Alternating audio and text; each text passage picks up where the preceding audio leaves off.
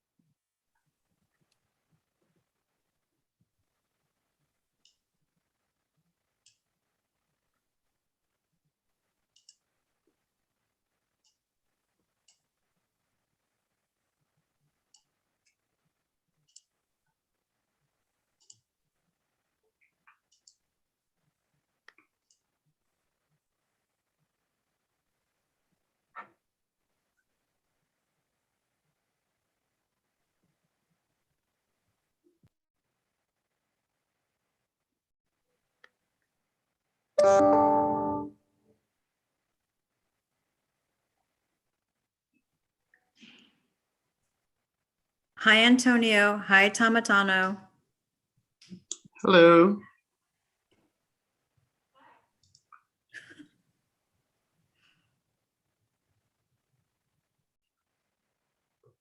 We're almost ready, Sarita. It's rock and roll. I'm excited. We are too.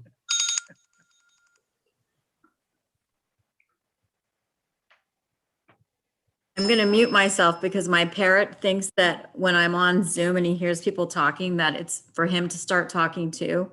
So I'm just going to mute myself now. No worries. Welcome anyways.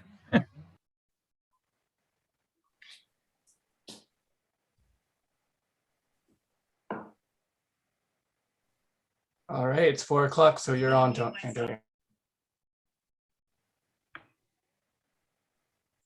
Okay, sounds good. All right, so welcome everyone. My name is Antonio Borja. I'm the Director of School Industrial Design here at Academy of Art University. Today, we are very pleased to share with you some awesome work from our students.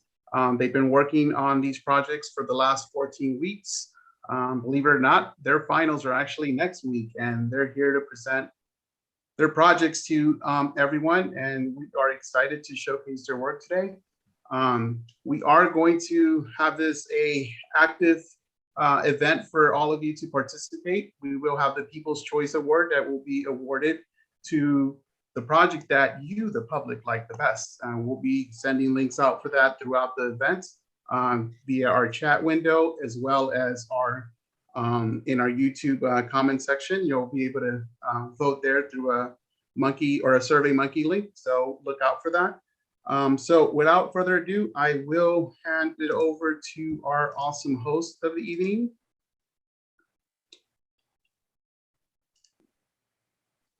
Hi, everybody. Welcome. And that will be Andrew Putman and John B. Good evening, everyone, and welcome to the Spring Show. Great to have you here. If you guys have questions, you can use the chat down below. Make sure that you click on attendees and panelists when you respond so everyone can see your questions or comments. We appreciate that. Well, we're waiting for a few more people to come in, I think. Let us know where you're from in the chat too while we wait for just one more minute and we'll get started here.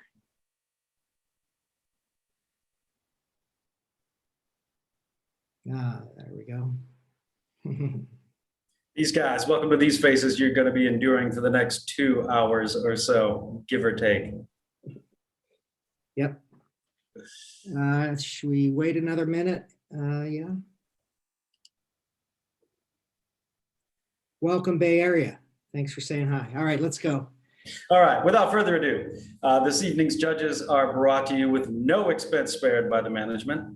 I'll take the lead and introduce each of you one by one, and take a moment to say a little bit about yourself. Let's kick it off with Nicole from Level Design. Hi, everyone. Excited to see the work today. I'm Nicole. I'm a graduate of the Academy of Art, and I run my own design studio in San Francisco called Level Design SF, or Industrial Design Consultancy. Proud to be called number 3 on Fastco's list of most innovative companies this year. So, we're a young studio. We're doing some great work and would love to hire some interns from the Academy someday. Listen up, kiddos. You hear that? Opportunity is actually knocking right now. Next up is recent Moon Juice convert and Mr. Brisbane 5 times in a row, Mr. Mark Bollock. I guess I'll play the role of Mark this evening. Thanks, everybody. LA sucks. Okay, next up, Reese. Reese, are you here with us? I am here. I apologize. My camera's not working, but I am here. I've been waiting all this time to see your face, and this is what I get. The picture's prettier anyways. As always, Reese, why don't you tell us a little bit about yourself? Sure thing. I'm a fellow alum of the Academy of Art, just like Nicole. I started my career in a transportation product studio with Jim Shook. Shortly after that, spent a lot of time at Ammunition. I produced a lot of headphones for a brand called Beats by Dre. And then from there, I was brought into Samsung to continue wearables and hearables. I now lead that industrial design team at Samsung Design Innovation Center. And it's a pleasure to be here. Thank you. Reese, we couldn't be more stoked to see this still image of your face right now. Sorry about that. Next up is who Delve's social media team calls the Matt Bedman. So, the Matt Bedman, tell us a little bit about yourself. Hi, everybody. I am Matt Bettman. I am the design studio lead for Delve San Francisco. We're a little studio in San Francisco for a large firm that's based in Madison, Wisconsin. I'm focused mostly on medical and consumer in my career. I'm very excited to be here, and I'm very impressed that you all got here and are landing this a week before finals week. So congratulations to everybody who's presenting at this show, and I'm really impressed. Thanks so much for joining us, Matt. To the next slide.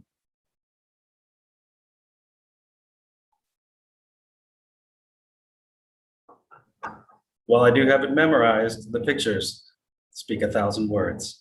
Mr. Shin's with us from Subaru. Are you there? There he is. Hi, everyone. My name is Shin Imai. I'm also a graduate of Academy of Art back in 2005, I guess. And I'm working as an expatriate of Subaru Research and Development in Orange County. And I've been a manager for a couple of years. And well, not much to say. I'm so excited to looking at students' work, and thank you for inviting me in this show. Thanks for taking the time, Shin. We really appreciate it. Thank you. And to wrap up the judges panel, Alex is joining us from Volkswagen. Yeah, gotta find that mute button first, right? Hey everybody. Yeah, thanks for having me here. It's great. Yeah, I'm super happy to join this group here of people, of talented people, designers and students.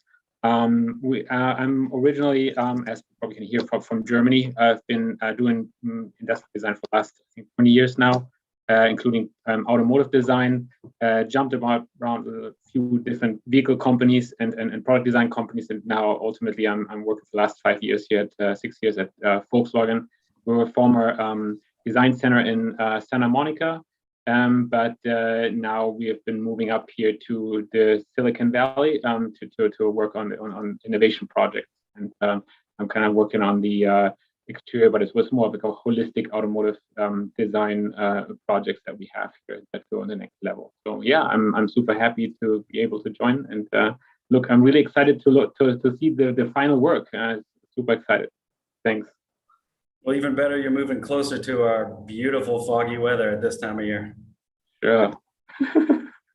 Well, next up is going to be the judging criteria. And this is something to bear in mind for all of the judges paying attention at home or office or RV, wherever you might be.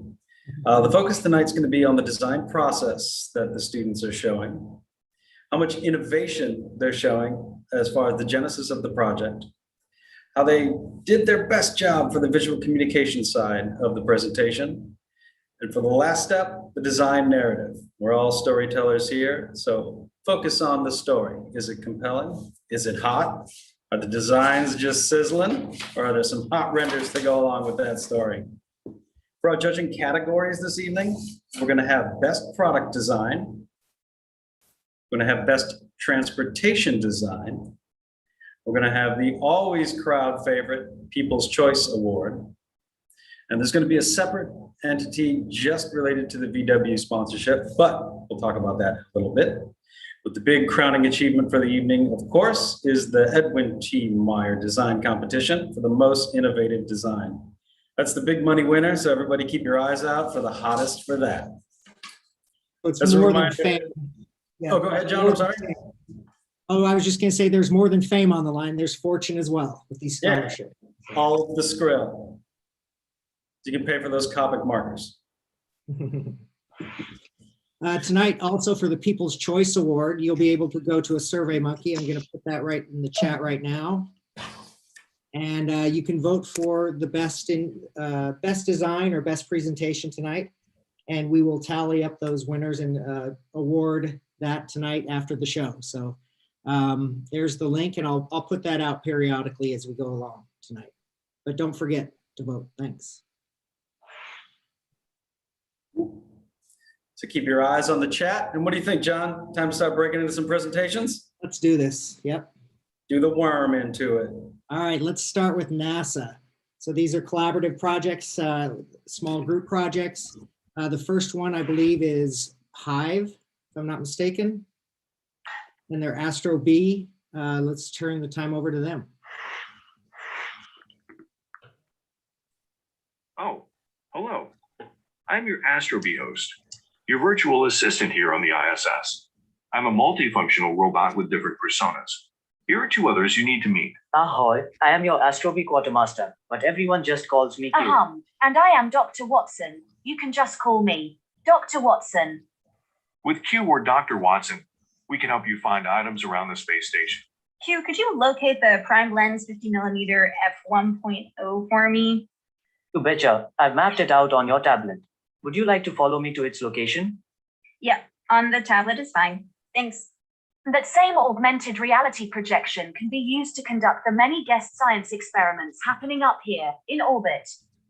Dr. Watson, what are the contents of Melfi now? Allow me to project those details onto your work area. Please live stream this to ground control. Most certainly. But more importantly, I'm happy to ease your anxiety and feelings of isolation for mental health maintenance too. Astrobee, I'm feeling kind of claustrophobic. I've listed some options to consider on your tablet, or perhaps a simple change of scenery would help. Yeah, I haven't seen the forest in a while. Conveniently, we're already in the Axiom module. Please enjoy the inland rainforest in British Columbia.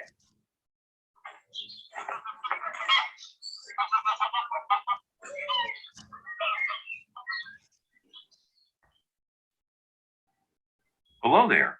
What is up? Oh, not really much, just floating. Hello, your Astrobee host again. So where did I come from? Tasked with redesigning my predecessor.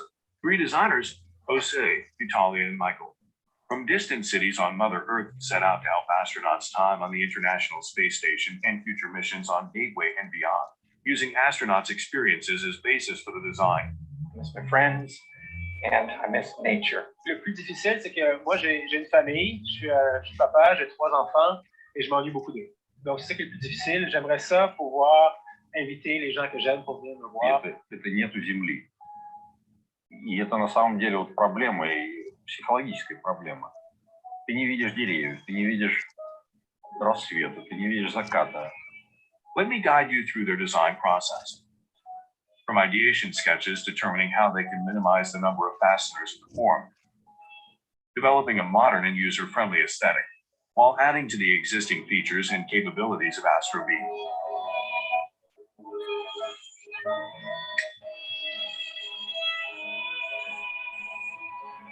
They conducted abundant remote discussions on their research findings and collaborative organization to human factor mockups.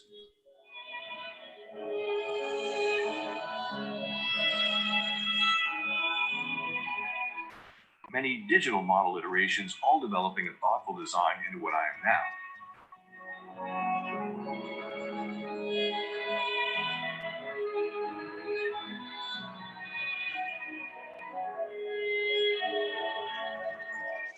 Oh, I'm low on battery life. I will need to go charge up. Looking forward to helping you in orbit.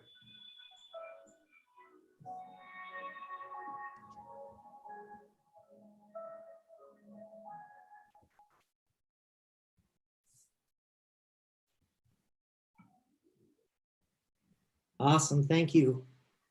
That was awesome. Students, anyone have any questions for these students here? You can put them in the chat. And we'll be happy to relay those to them.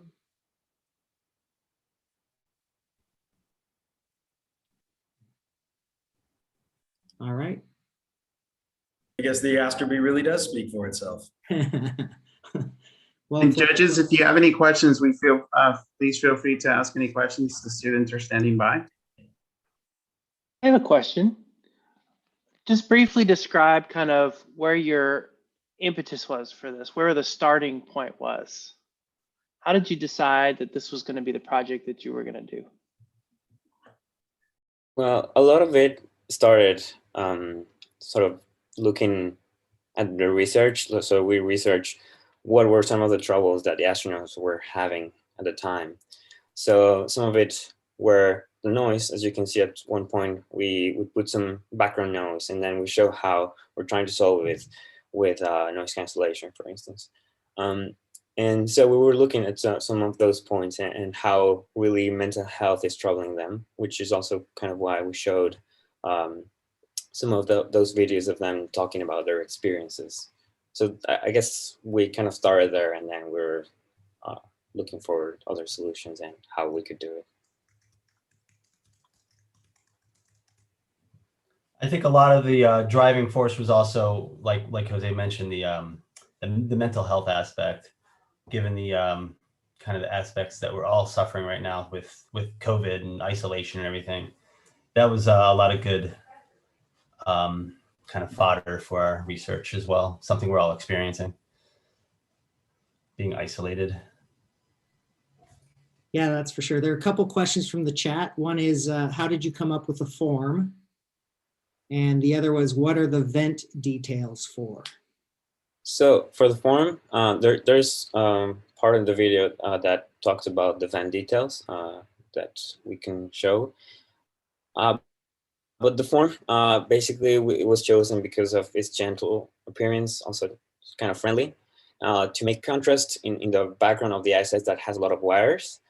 And also because the form allows it to bump gently into the surfaces of the, that was the air part in the video. But basically it allows to bump gently into the surfaces of the delicate environment of the ISS. Instead of using cushioning bumpers, which is what the current Astro B uses in its form. They're using some bumpers so that it doesn't break the windows. Well, not as much break, but damage it. And so this form really allows for that to not have the need for that. Sorry. And also it does have like some of the features, like the inner part has like a rounder edge so that you can grip it easily, as well if you want to push some of the emergency buttons or just in general to move it around. That's part of what's the reasoning behind it. Can you talk a little bit about the technology that this is based on, and if that had any any way driven the form factor, the size, the proportions, and what was the model of the technology and the components? Okay, you want to change the actual shape of it and maybe keep it compact, right? Yeah, that's right. So bring the broadway back. Yeah. And then maybe just.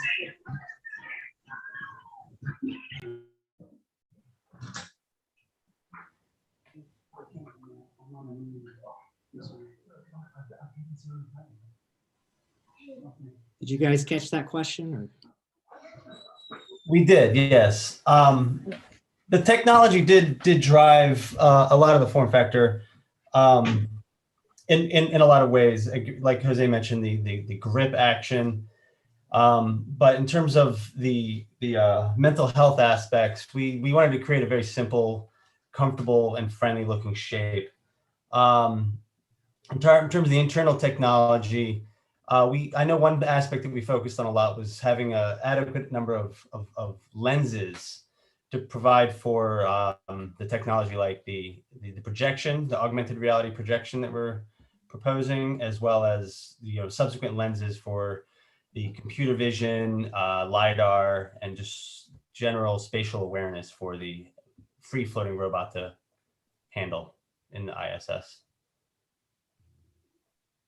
All right, thank you. So that was Team Hive, NASA Hive. I'm saying that clearly so that you can remember it when you vote tonight on the People's Choice. So thank you guys. Well done. Thank you. Andy, take the next one. You got it? Absolutely. Next up is the Astro Mars project, where I don't know about you, but as a hippie vegan, I'm always thinking about salad. And as an enormous Ancient Aliens fan, I'm always thinking about space. But people like me are in super luck because the Astro Mars team has got my solution and maybe yours.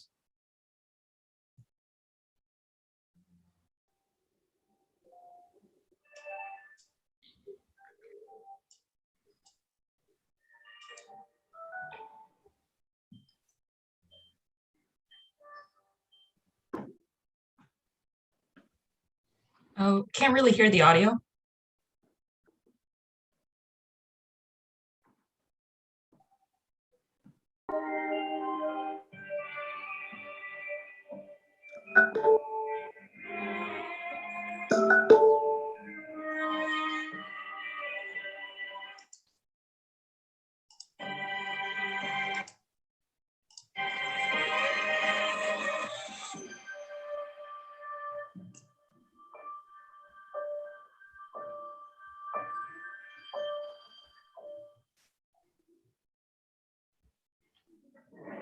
Hi there. Hi. How's it going? We're AstroMars, which stands for Modular Advanced Robotic System. The operator just sent me an alert. A seed in the habitat has started sprouting. Let's check it out. Wow, take a look at that. They've grown so well. Hey, Daisy. Good morning, Alex. Humans were meant to live among nature. Alex feels so relaxed whenever he's taking care of plants. Did you know that every habitat has more than 180 sensors? They're great for monitoring the growth and providing essentials for plants. With AstroMars assistance, we can help make changes. In order to save astronauts time, we work with Mickey in the habitat. She is the ground controller on Earth, who manages the Lunar Gateway and habitat. The astronauts leave to Earth, leaving AstroMars alone to take over the main agricultural task. AstroMars helps automate the gateway and run experiments. Experimental plants need extra care, but they're capable of doing so much. They can replicate complex natural processes such as pollination, taking leaf samples, seeding, and transplanting. Mickey, you forgot that I'm a master at trimming and harvesting too. Here is the secret to our magic gripper. It may look too small to be a gripper. However, it's nimble enough to weave its way through the plant jungle and reach its way to its target. Ta-da! Look, here's a tomato. 6 months later, the AstroMars are growing fresh vegetables for making salads to welcome the astronauts back. I also heard that we will go on a new adventure soon, maybe to the moon or Mars.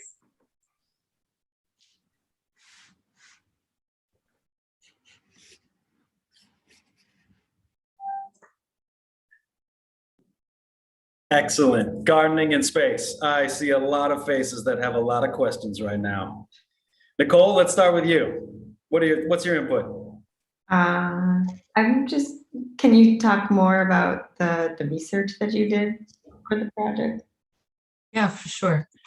So originally we were looking at transportation, entertainment, and agriculture.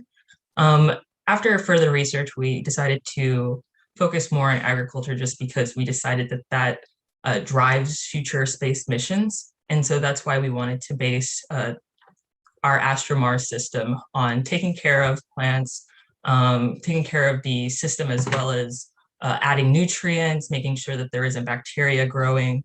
And then it's also a system that can be operated with ground control from their home.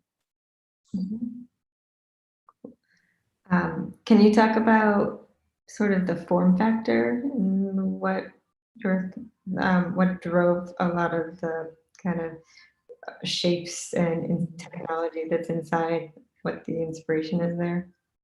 Yeah, for sure. So did you want to go ahead, Sadia? Yeah, sure. So we kind of, during the research, we kind of set up the key point we want to design the Astrobee. The one is actually is a modular, because current Astrobee, they kind of did in a modular way because they want to attach different scientist payload that to on the Astrobee to do the science experiment. And also they want to evolve the Astrobee design by the time, because sending the whole robot to the lunar gateway for the space mission might take really expensive for the cost. So they want to maybe send small part to upgrade that. So they kind of did that in the current robot, like they just put a different phone, like a more powerful phone on the robot. So we keep our modular in mind. So we're first thinking of how to stack the different payload together in different shapes. So like cube shape, cylinder shape, and later we found like the cube shape might be harder for another robot to interact with each other. For example, taking off the payload. So we start to grab a little bit like cylindrical shape. At the same time, it's safer to fly in the space because safety is a key in the space station. So in the cylinder shape, and we found like if we put a small segment payload and stacking them together, is something that's really impossible because currently it's hard to build those so many things together as considering the maintenance issue. So we just consider put something together for the one design and think about to minimize the center body to be like connection part. Then we can put all the other joints together on for the payloads to snap on the Astrobee. So on the front, Astrobee is flying. It's like more like a round shape. So once it hits something, it doesn't really hurt. On the rear, it can have a square shape. So I will intend that part to put some like heavy duty payload, like a storage space or something. So that's kind of design intent for the shape. And also we really thinking about the proportion. The old Astrobee propulsion system is about 12 by 12 inch and by 3 inch height. So that take a lot of space. So right now we're using air to propulsion out through the convex surface. So that can mean make the propulsion module much smaller, like a fifth of the original design. So then we can use other space to put the camera, like a HAZ cam, Perch cam, and the navigation cam, or even the camera for video streaming on the Astrobee.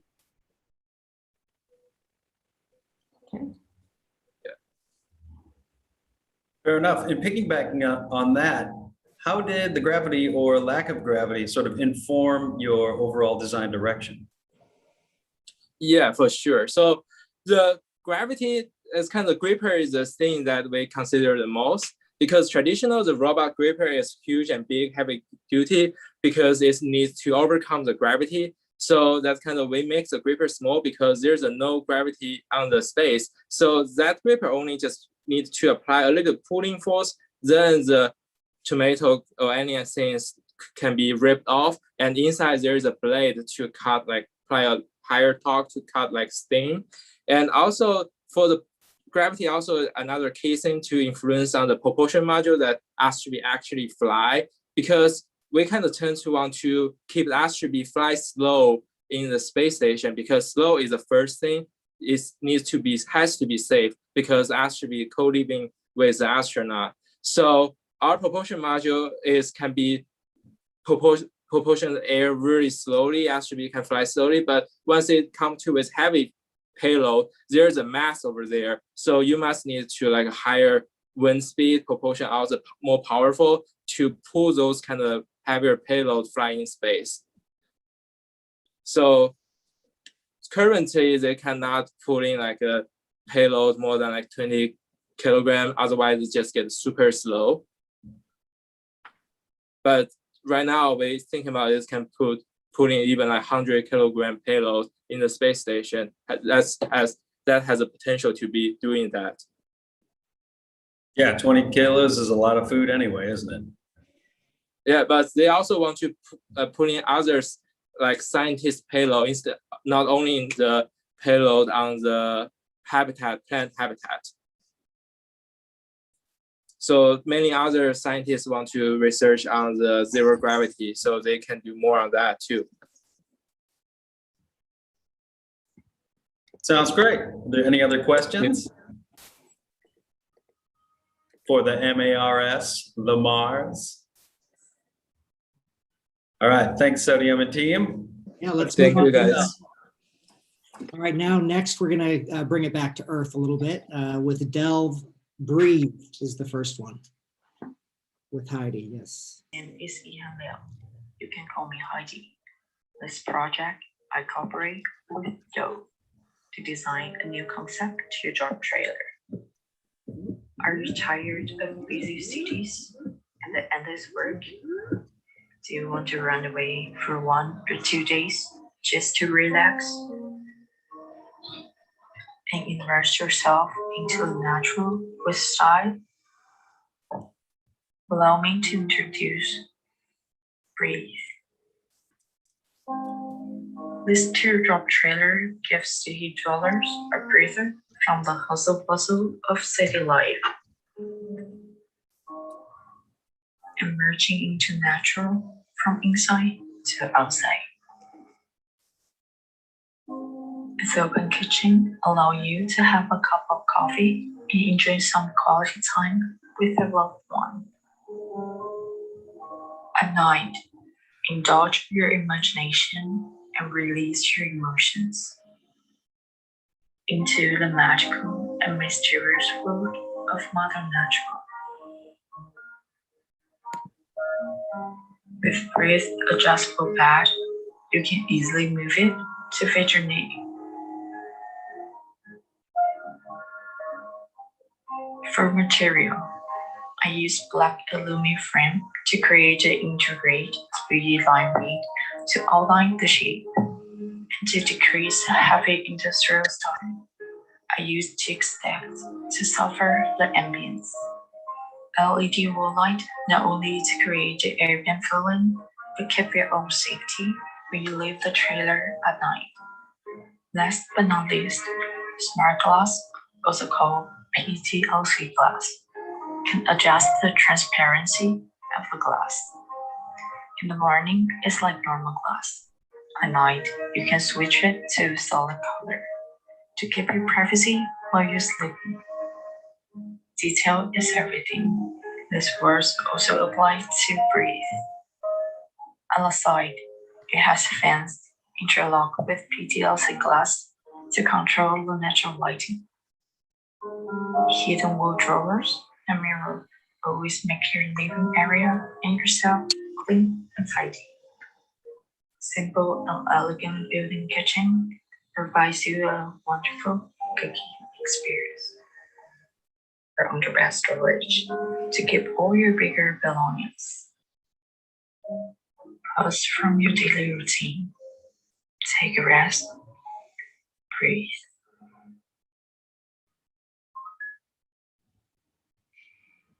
All right. Sounds great. I feel more relaxed just watching that, and the music and her voice was great. Thank you very much, Heidi. Any questions for Heidi? Any judges? I go. Please.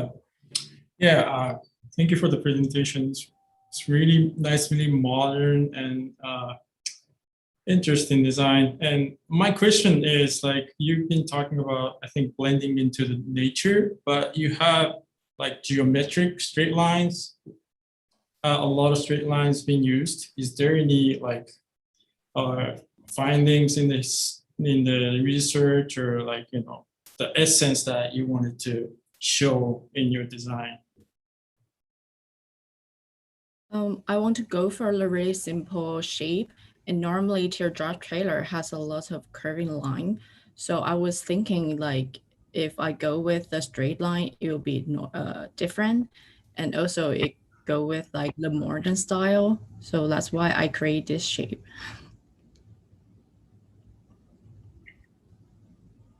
Oh, just being different, right? Is that? That's just different. And then also like it linked to my 3 concept word: minimalism, elegant, and transparency. Okay. A question. Other questions? All right. So I bet, you know, this last 15 weeks, it's hard to develop a project that has to take into account a lot of human factors. So did you have the ability to build, say, a scale model to try to, you know, justify the placement of things and try to work out some of these problems? Talk to me a little bit about your process. At first, I used cardboard to adjust like the shape and how the door opened. But of course, at the end of the process, it included a lot of like glass and the wooden. And then because it's work at home, so I really couldn't like build like the real size teardrop trailer is a bit hard.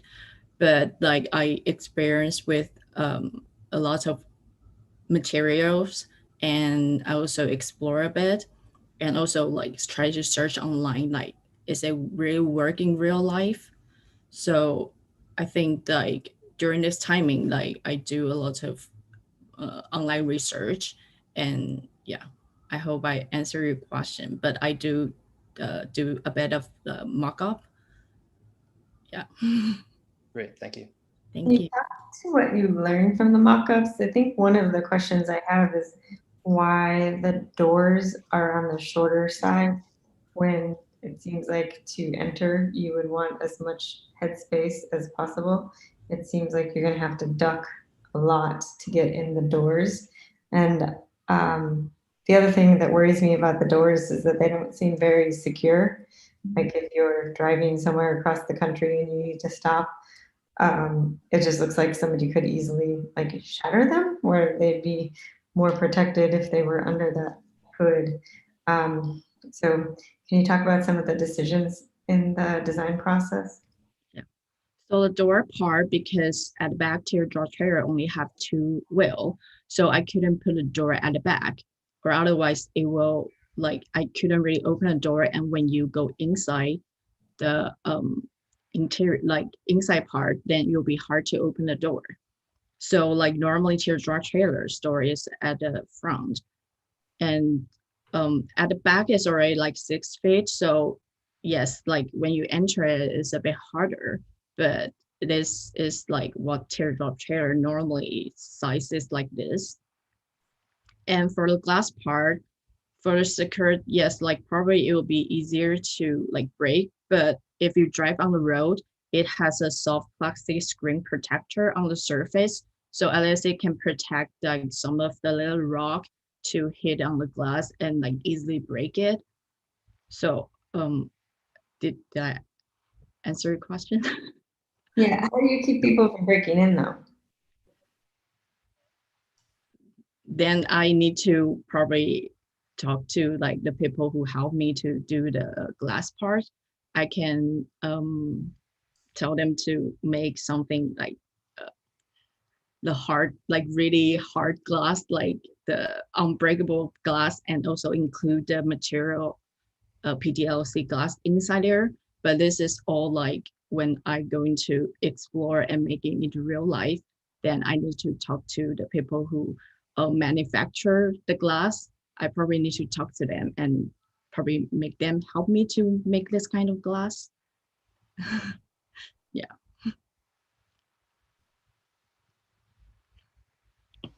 Thank you very much. Thank you. All right, Andy, you're up. Speaking of smashing stuff, we've all been asked to chill or told ourselves to chill, but when's the last time you chillaxed? Eric, take us on a trip. Hello everyone, my name is Yi Xiangzhen. I'm in corporate sponsor project class with Delve. We have tutorial trailer project for this semester, and I'm going to introduce my trailer, Chillax. I went back to my hometown Taiwan due to the COVID, and have a great chance to know the camping market here in Taiwan. After doing the research, I understand the constraint here, what's their thought, and where's the opportunity. I dive into more of the user experience because camping is really about creating memories and experience. Color inspires someone and brings people together. Pihao creates a space where people can feel calm and relaxing. Color can connect to the culture, and Pihao is the tradition in Asian country. I start sketching and finding ideas based on my research. Then I create the mockups to understand my initial idea more. Here's my final direction, Chillax. A colorful, compact camper with mobile kitchen galley that unites the community and brings a delightful using experience to our life. In a compact camper, everything has to be multi-functions. Inside the Chillax, you can sleep, you can read, and have a beautiful folding sofa for 2 people to enjoy beautiful scene. Moreover, it has a mobile kitchen galley. You can pull it out and place where you like and gather all the people around and having a party. A delightful color which can represent and inspire you. Sure, it has blue, red, green, orange. Unite, bringing people to create community. Thank you. Thanks, Eric. Let's talk about chillaxing, shall we? Yeah. Alex here, I don't know if there used to be this thing where you raise hands or something. I don't know if it exists here. Anyhow, oh, there is one here, right here, similar one. Sorry. So yeah, now I'm going to ask the question. Actually, I was kind of hesitant on the early one because not to kill too much time here.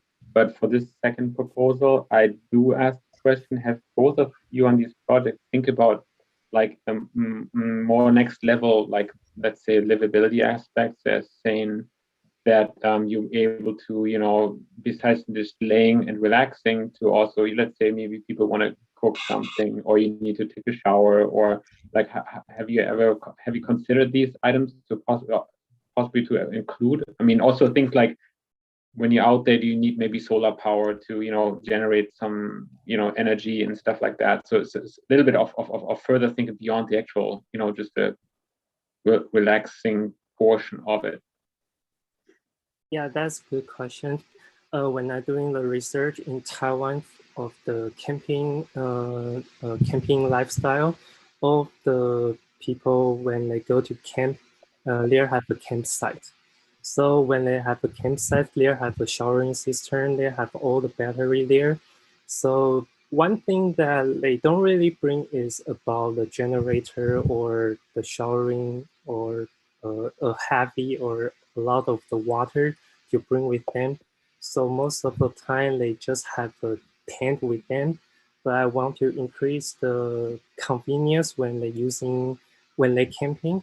So I want to combine the trailer and the tent together. So like make it like a combination of these two features together. But for the like showering cistern or the like the showering cistern and the battery, this thing, I wanted to keep it like lightweight so that a regular sedan can tow with them and can bring with them to anywhere. Yeah.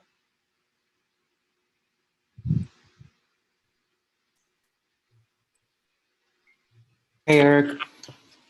Hello. Hi, Mark. So I'm a little curious about your color palette because I think with the emphasis that you have on relaxing, right? It's a label on the product and all. It's all over your presentation. I think, you know, some of the colors that you showed were a bit more striking and a bit more intense. So I'd encourage you, right? Because I think that's probably an easy fix, right? You can probably switch out the colors when you tell this story again. And if the foundation is around creating a relaxing, like you said, mood, right? I think color is tightly tied to mood, right? And some of these more intense colors aren't working for me. And so maybe a little research there, a little experimentation there would tell a more complete story at the end. Yeah. So in the beginning, when I doing this project and I saw a lot of the vehicle or the car, they have the multi-color that people can choose. So that people, when they buy the car, they can really choose the color that really inspire them and represent themselves.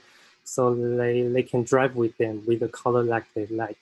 So when they go camping, I saw most of the camper that the color is really like white or the gray color. It's not really striking when people pull with the trailer with them. So I think the color can really bring people and really have a enjoy the moment when all the color of the camper line up together. So I start to do some different color on this trailer. So the first I come up with is like ocean in the sky. So it's come out with the blue. And the red is really represent someone's personality or the lifestyle. So I keep it red because it's really striking for some people, like really fashionable style. And the green is come out with the nature. Are ready to finish your reading? And the orange is come out with the sun and the mud of the nature. So I separate all these color and make them really striking so that people can really appreciate the nature and really like the feeling and really feel pleasant when they driving with them.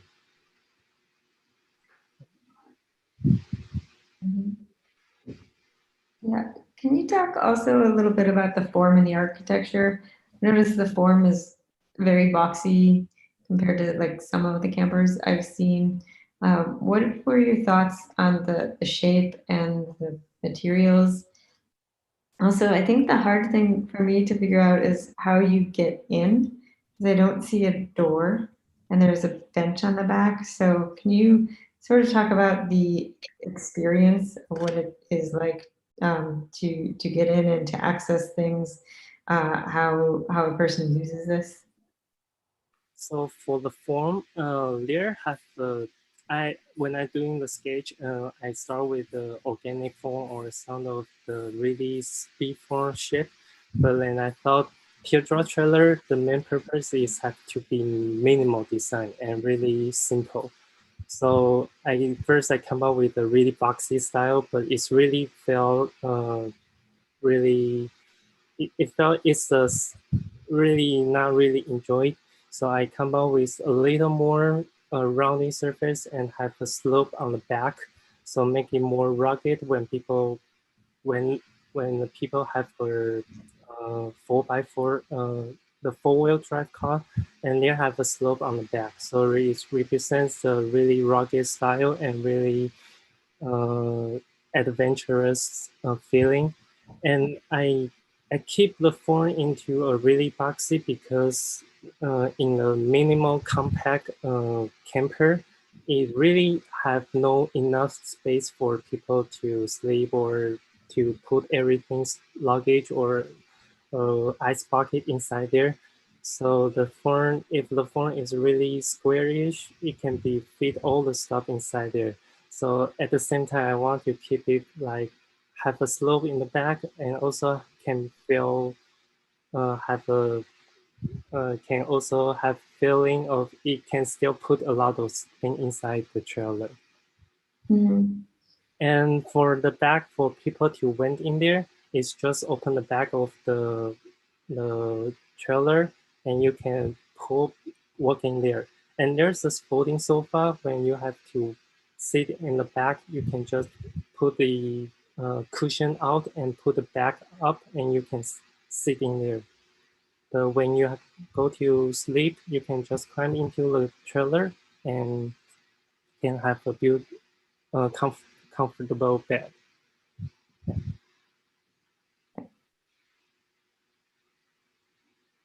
Great. Well, thanks, Eric. Hey, question for you, John. Yeah. What's hotter than DIY projects right now? I don't know. Tell me. Nothing. It's a trick question. Take us to the Raven, won't you? Yeah, the next one's a Raven, the last but not least from Delve. So take it away, Jonathan.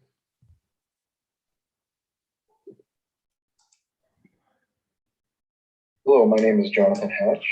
This is my design submission for the 2021 Spring Show. During the design and research process for this project, I've discovered it's all about the journey.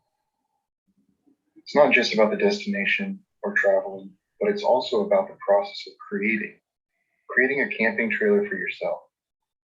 Adding features, storage, comforts, and anything you want. It gives the user the opportunity to make a deeper connection with the product. Introducing the Raven Teardrop Trailer. This is a research and design project sponsored by Dell. The Raven offers the full experience of owning the teardrop trailer, as well as the customization and the opportunity for a hands-on build. Minus a few pieces of hardware, mostly related to frame construction, the user can take pre-cut parts and build the Raven piece by piece, customizing it along the way to their satisfaction.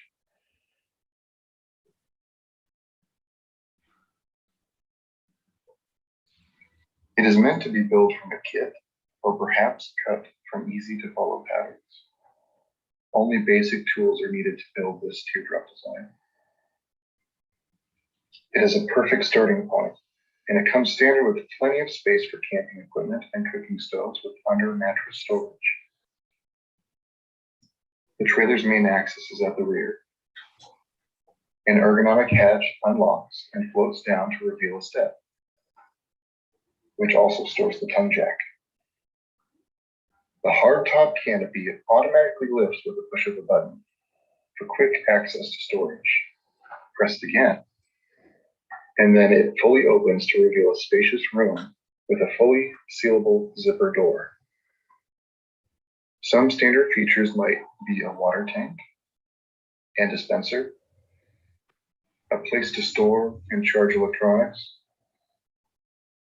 or a calming light fixture. All of these features together create a hands-on building and customized camping experience like no other, and it offers a great view as well. This trailer is designed to stack, making room for friends and family. It can easily also be unstacked and latched onto support frames, and then placed around the campsite. For the Raven Teardrop Trailer, every step is part of the journey. The Raven Teardrop Trailer. Thanks for your time. Great, thank you. I'm interested. Any questions? Anyone from the judges have anything? Hi, Mark. Mark, you're on mute if you're talking. Sorry, I'm sure that won't be the last time. Jonathan, how are you? I'm great. How are you? Good, good. I've been dying to ask this question to a lot of the other project as well, but other projects as well. But I kind of love where you landed, but I'm more curious about how you got there. Like, what were some of the explorations that you did? What are some things that really tanked? And then how did you end up with this one? Yeah, so it began with the research. Of course, I interviewed many heavy camper users that I know personally, as well as some contacts that I was given by friends in my class.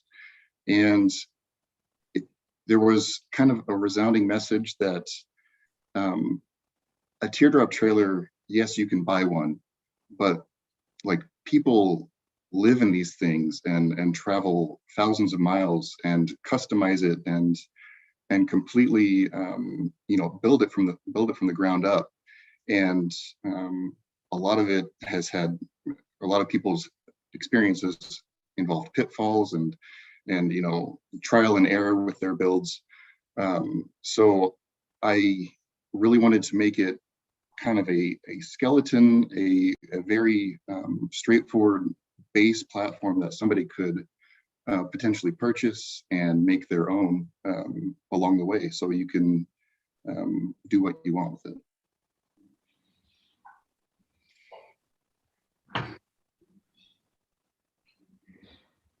Almost like the IKEA hack, right? People buy flat packed pieces of furniture or whatever, and they build it and they manipulate it and they create something that's more specific to their needs. Absolutely. And these, the frame and the structure and the paneling, everything can be handmade, cutting with router, hand tools, what have you, as well as there are 3D printed parts integrated into this. So you can truly start from full scratch, or like you said, yes, you can get all the parts on a pallet or in the mail or how, what have you, and build it from there. Might be helpful to show, because it's such a specific demographic that you're going after, and I would imagine, in your process book or your journal or whatever, who they are, right? Who he is or she is, but that might be worth putting in the presentation as well. Absolutely. I don't think if this product is so much about customization. I think just seeing more about how somebody, like seeing different models of customization or examples would be great. I also have some concerns on the design. It seems like a lot of parts. And I have put together IKEA furniture with a lot of parts before, and it is quite a headache. And I think going through the experience of cutting these pieces out, not just in the digital world, but like physically trying to even a scale model, trying to put it together, you might have some findings. Did you work through any mock-ups? I mean, how easy was it to put together? I think I have two concerns. There's the user experience of what it is to put it together, but also kind of more from a engineering technical standpoint, is just the more parts you have, the more tolerance issues you have, where things can go wrong and not fit really well. So can you talk about if you did any mock-ups and physical testing to kind of drive towards this design direction? Yes, I've done physical mock-ups, 3D printing parts and frames to scale. And as far as piecing it together and the complexity, it's basically made to have all the parts slide on each of the base frame, or just having a screw be supporting something. So the base frame are just two standard 2x6, and all the wood paneling is 1/2-inch plywood. And everything is designed to have a gap tolerance, so you can fit one part over the next to have it be placed. and then have it drop into slots. So there are parts to this design that are smaller on these images that that were thought of during that process. How does the user know which part goes where? How do you make the assembly experience as seamless as possible? Yeah, so that could be through instructions, online videos, you know, similar to how anything is DIY built. And, you know, somebody who would really enjoy building it themselves, or that experience would kind of have that technical know-how. Things would be labeled and piece by piece taken out of packaging, you know, in order. Okay. Awesome. Well, thanks, Jonathan. Thank you. Let's move into the sort of general interest category, whereby there is no big corporate sponsorship, just the ingenuity of the students involved. The first up is Can Rong's AQ1. It's his integrated solution to home management and alerts. Yeah. Hi, I'm Ken, and this is AQ1. AQ1 is an intelligent smoke detector that differentiates from other existing smoke alarm systems. Traditional smoke alarm systems can only detect smokes or fire that is already happening. AQ1 can predict a fire before it occurs. During my interview process, I went to different fire stations and talked to the firefighters. And they told me about the most common cause of majority house fire in the US are smoking, cooking, and candle. And they also told me how fast the fire can be spread out. It's only took 2 to 3 minutes to let the fire spread out and left serious damage to the house. And I think a lot of those can be avoided. That's why I designed AQ1. AQ1 has 2 built-in cameras. The first is the thermal cameras to detect any abnormal heat source, movements, and the temperature. Another ultra-wide camera provides high-definition live streams that allows the user to check their home anytime. The smoke sensor combined with the carbon monoxide sensor will work with the cameras and bring a home security to the next level. AQ1 will connect to the user's smartphone through Wi-Fi. So whenever the user leaves home, the guard mode will be activated and the smart switchable fumes will be turned clear. And the DC motor will rotate device 360 degrees with no blind spots in the protected area. If any potential threat is detected, AQ1 will send a notification to the user's phone immediately and locks a potential threat for the user to see through the live stream. Here is my image course, and based on those image course, I finished my aesthetic studies and choose the direction I want to move forward with. And then I start to do reverse engineering and trying to figure out what kind of components inside of those devices and what components do I need for AQ1. Then I started making foam models and do volume testing. And this is the final results for AQ1, and hope you guys enjoy it. And thank you so much.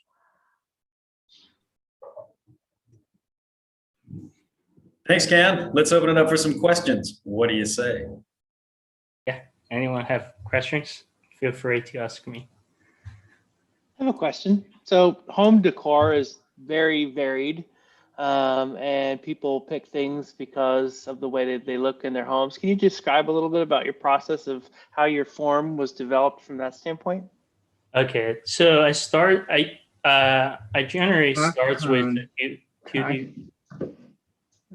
I generally start with the 2D phrase and finish the side views or top views, and then I'm moving on to the 3-dimensional sketch and figure out what the form looks like from 2D to 3D, and then I move after I decide which is the possible direction, which like there might be more than one usually, and then test out what it looks like. I use like an Illustrator to do this detailed sketch and trying to figure out the forms or where the button placements for this device and all those details on Illustrator, and also doing foam model and foam models and 3D prints just to test out if it works or not. Yeah. Cool. Thanks. Yeah, I do appreciate seeing a lot of the process, that tearing down other products and a lot of foam mock-ups, and I can see a good depth of exploration. I think the one thing that I might just consider is I saw the inspiration board for the color material and finish looked very tech heavy, and I think what would help is looking more towards the home. And I think that we are seeing a shift in consumer technology for the home, trying to incorporate more materials like textiles and woods and other things that feel more fitting in the home environment. I think that's one thing that could maybe inspire the design to move in a direction that doesn't feel so tech. Sometimes technology in the home can scare people, especially when there's cameras and sensors and things like that. Yeah, definitely. I think you hit on the right points. That's like a super popular trend, like put textile on the products. The only concern I have for that one is like since this is a device hanging on the ceiling for years, like the dust, everything. Yeah, that's just a concern I have. The reason I didn't choose to use more, but I agree on that. Like have more friendly feels, especially for products with the cameras, and that's a reason I decided to put this like a switch smart bow films, like just to do a little bit of research to help like provide a better like a user experience. Yeah.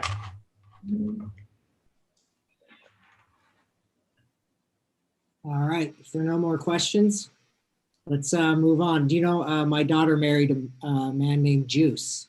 So let's go to Juicy. Next. Juicy is an EV charger for the masses. The world is switching to electric cars in the fight against climate change. As electric cars become mainstream, many people will install a level 2 charger at their home. Research done on electric car ownership shows that the charging experience has a big influence on the overall satisfaction of EV owners. That's why Juicy focuses on the user experience and sustainability. Here's how it usually goes with EV chargers currently on the market. You first remove the connector from the wall, then you plug it into the car. Then you confirm that the connection is successful by a status light on the car. However, this light indication is not always intuitive, and it varies between different brands. Most of them can only give very vague indications of current battery level or charge settings, and you would have to get inside the car if you want to change the charge settings. This is my inspiration board. I want to create a sense of familiarity and cleanness with Juicy, so it would blend perfectly into a bright, modern home. I started out sketching the connector first, since that's the main point of interaction with the user. Then I iterated the design together with the wall unit, so they would work together in harmony. Here are some of the cardboard models and 3D prints that I made during the development process for testing. And this is the result. Juicy puts your experience first. There's a bright AMOLED display on the back of the connector that puts the information and control you need right in front of you, so you don't have to get inside a car to change the charge setting or pick up the menu to find out what that flashing status light means. The angle of the screen and face of the wall unit is done with purpose. The screen on the connector tilts up so it always faces you, whether it's on the wall unit or plugged into a car. And the wall unit's face is tilted downward to provide a comfortable angle for putting the connector back in after you're done charging. Juicy's cable is light and flexible, so it's easy to manage. Built-in wireless connectivity allows for remote monitoring and control. The screen on the connector is recessed to protect it from accidental bumps, and it can charge your car at up to 44 miles an hour. Juicy is designed with sustainability and safety in mind. The wall unit housing is made from powder-coated aluminum, which is highly durable and recyclable. And recycled plastic is used wherever it makes sense. Juicy can be installed indoor or outdoor. Juicy makes it easy, and that rhymes. It can be accessed from your phone, and the app's user interface is clean and efficient, just like Juicy. Juicy, juicing up your car is so easy. Thank you. Right on. Thank you very much. Any questions from the judges? Just a quick comment, mostly because I just posted something to the Hive team, really wanting to understand more what the relationship is with the user or the astronauts in the device. And I do want to call out that there was some nice details there, yet where you really consider different degrees, some really subtle little details in changing the degrees and the MMs to make the user experience that much better. And I wanted to applaud you for that, right? So making it a little bit more visible for the user to interact with this product, and then just a little bit easier for the user to plug it back in its hub. I don't know, putting gas in a car hasn't changed in forever, but it's always a messy and always there's something about that experience that could be really improved. Yes, this slide in particular. We really appreciate those small little details. Thank you, Mark.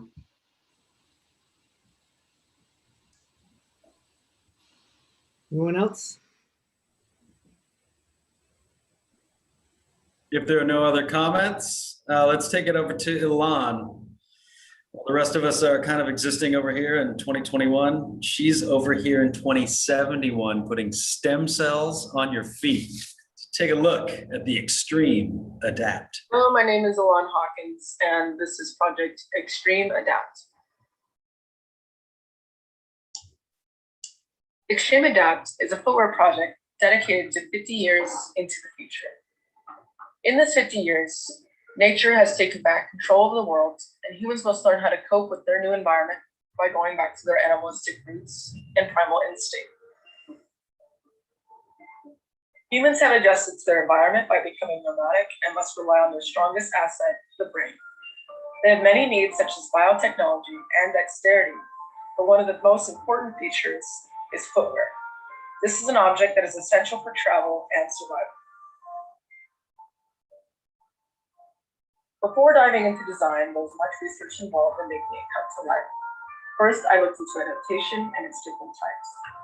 Prey have adaptations based on self-protection. Predators have ones to hide and attack their prey. And also animals have adaptations to survive harsh elemental conditions.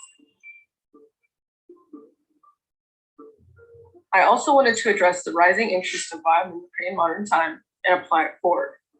Biomimicry is essentially modeling objects after solutions found in nature. I have combined this with stem cell research to create the main basis for the functionality of an Extreme Adapt. As I was working on this project, I wanted to focus on these three words: endurance, compatibility, and adaptability, the main design features of my project. The primary components feature a cellular textile upper and a harder cellular material sole, both with the ability to rapidly change to its environment. This is a living shoe with porous embryonic cells and also the ability to communicate with other cells living in the organism. These cells also have the ability to change color, similar to these petri dishes seen on the right. I created prototypes to simulate living organisms and their interactions with the user. This first prototype features vein structures that can transport nutrients and collect data throughout the main body of the shoe. This second prototype deals with thermal regulation and how organic structures can grow around the foot. This third prototype shows plant coloration and also the ability to have strength while being flexible. I created some quick ideation to sort out my initial ideas. A few important ones that would help define my project are the cellulose sole, skin-like feel, and different forms depending on the environment. I then did a deep dive into the design and worked on details such as the shoe silhouette, vein structure, adaptive cell formation, and step-in gap closure system.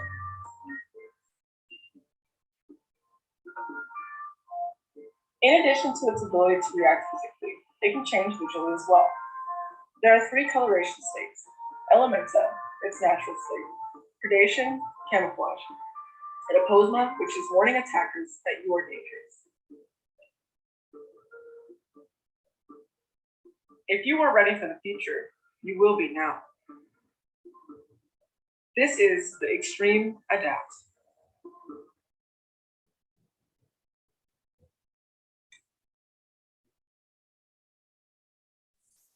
Gorgeous. Let's talk about the extreme adapt. Reese, you've been pretty quiet over there. Well, first of all, beautiful, beautiful work. Really nice sketch language. You definitely have a fantastic illustration background. I love the matte painting and the feeling, the ambiance of the sketches. My question, a little bit more about the process. You had 3 concepts that then informed what you came up with in your final form. Now, from that process, those sketches, I believe, they're very, very organic. How did that inform moving towards something that looks more like an anatomic offset, like an offset or a sock on a foot? Did you go through any sort of form development or study in hard forms or model making to kind of verify this transition and process? I just kind of want to see where, your design thinking went from those initial concepts to your final form. For sure. So actually those 3 prototypes are real prototypes. They're not sketches. And they came from me searching around and looking at different organic features, some in my backyard and also in other places around, like environmentally. And first, the form came more organically with these growth structures and vine-like features. And I simplified the shape moving forward because, to my understanding, in modern time, we are still trying to reduce the amount of material and usage of different items. If you see like new structures for booty compression shoes and stuff like that for more performance-based footwear products. So I went into that direction of simplifying the form of the foot and the shoe just to fit that more performance-based aspect. I do not have prototypes that signify that more compression booty feel, but that was one of my main places to go around, was in this more form-fitting feel and look. Cool, great work.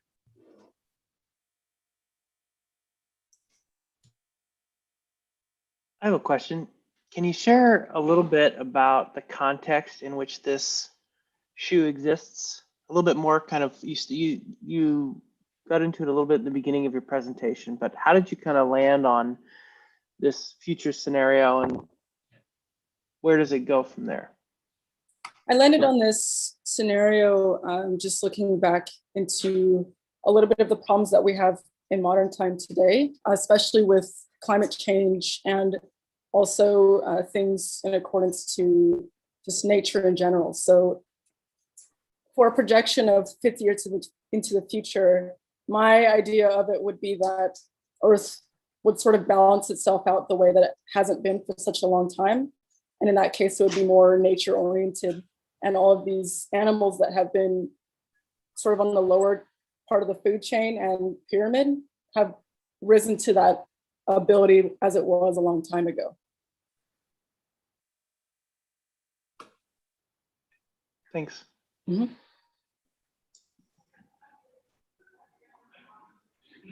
Nicole, it's like something that's right in your wheelhouse.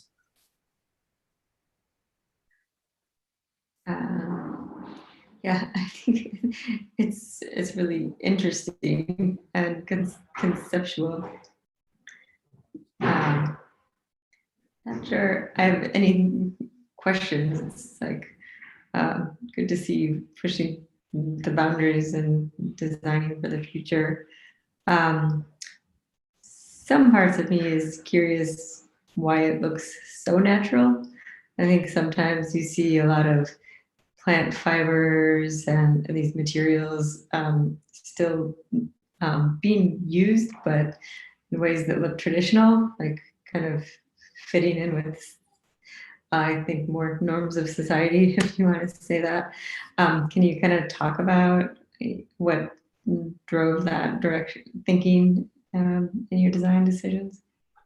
Do you mean for like the final design or more like the process? Both. I think so.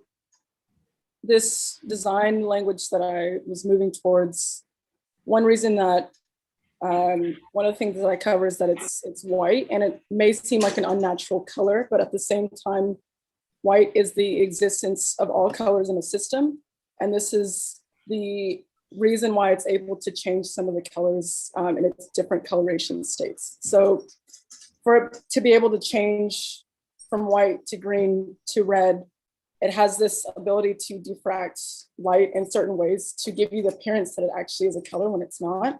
And that's a big part of the functionality and purpose of the shoe. When it comes to like the upper construction, which is more flexible and regenerative than the bottom, that has to do with your movements in your ankle and your foot, and just having that ability to move around and have this athleticism to your movements, where the bottom is more structured, so it has that compression-like and form-fitting feel to the bottom of your foot. How does it get on your foot? So there's a vamp closure, opening and closure on the front of the shoe. It's a little hard to see on the colored ones, but there is a line that comes from the top collar to the quarter vamp, and that part is removable, and then it attaches back on to grow back onto itself.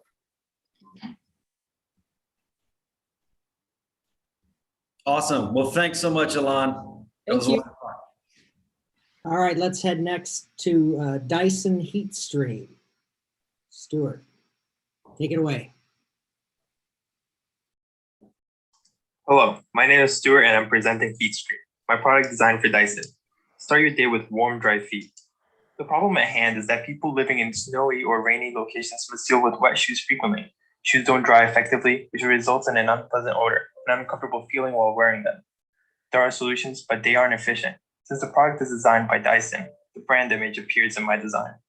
I researched shoe sizes and shoe volumes to find the most effective layout for my design. The target user is everyone living in areas that receive great amounts of snow or rainfall. When it came to applying the form language, Dyson products were analyzed. Development started with volume layout ideation to maximize space efficiency. It then moved on to forms and ways of incorporating a compartment for winter gear.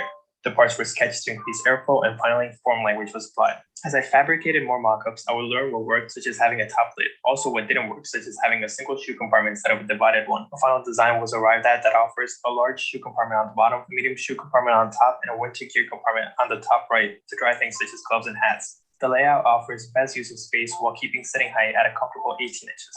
The final design works by intaking air, which passes through a heater. The air is distributed through the compartments and dry the shoes. Air then passes through the dehumidifier. Finally, air is cleaned by the filter and exits through the openings on the front door. This is the final model, which displays a light bar for visual feedback. This is because the appliance is operated with voice commands. Now you can enjoy warm, dry, comfortable footwear on those chilly mornings. Thank you. All right, all right. Any questions? That was quick. Good stuff. Still going. It's still going.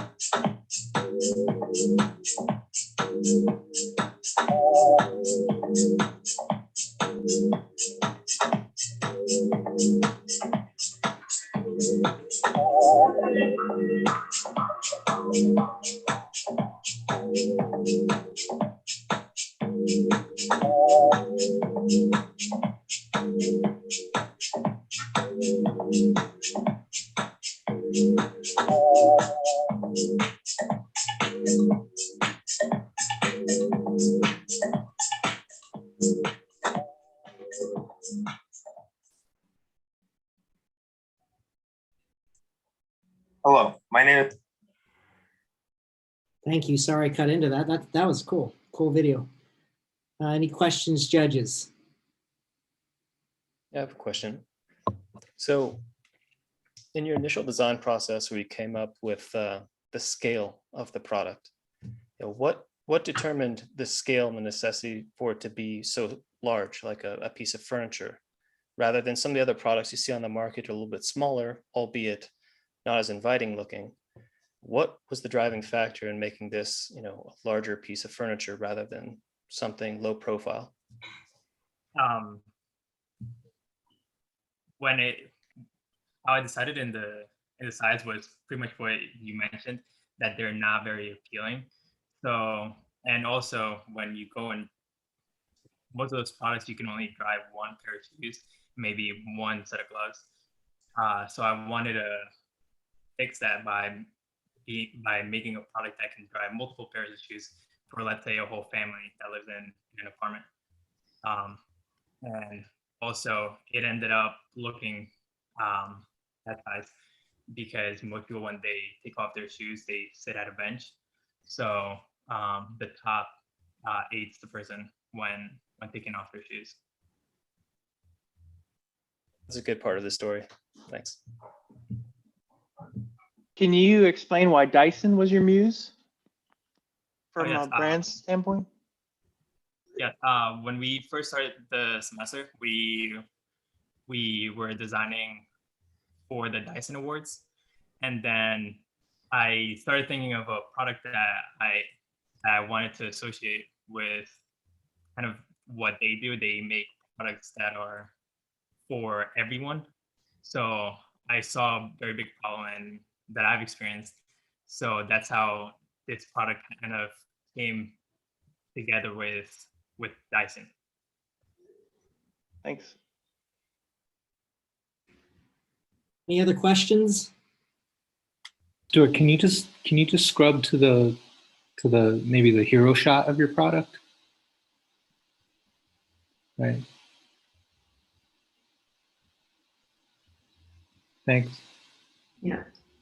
Can you talk to Dyson's design language and why this product fits into that language? I'm sorry, can you say that again? Yeah, Dyson has a very distinct design language. Can you talk about that, how it inspired this design and why you feel this is fitting for a Dyson product? Yes.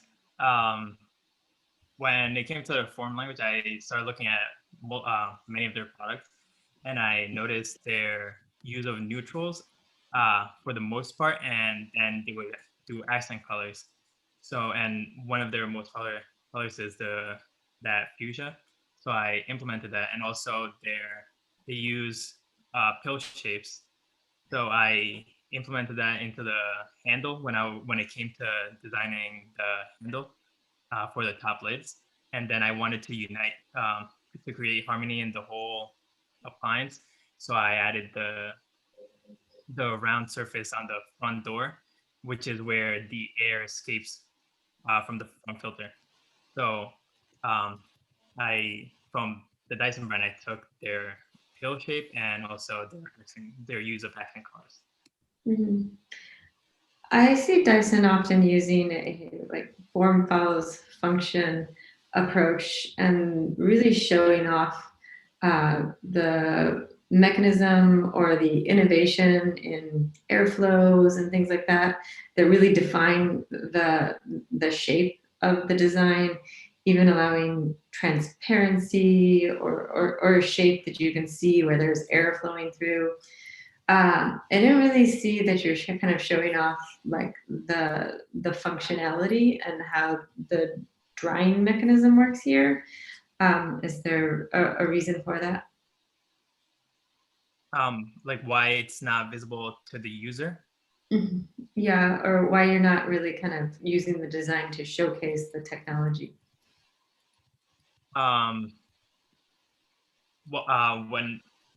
Well, the whole form kind of came together because of me trying to make the most of the space that I was working with, because it can only be so high for somebody to sit on it comfortably.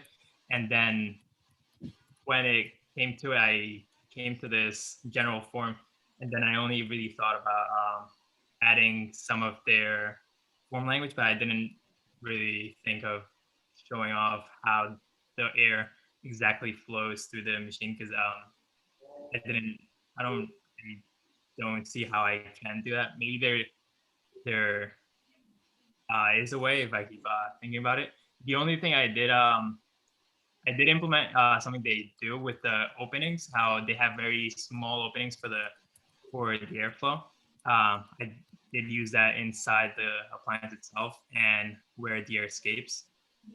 But showcasing the technology, it's pretty much all hidden from the user, and it's very simple. Is it a replaceable filter?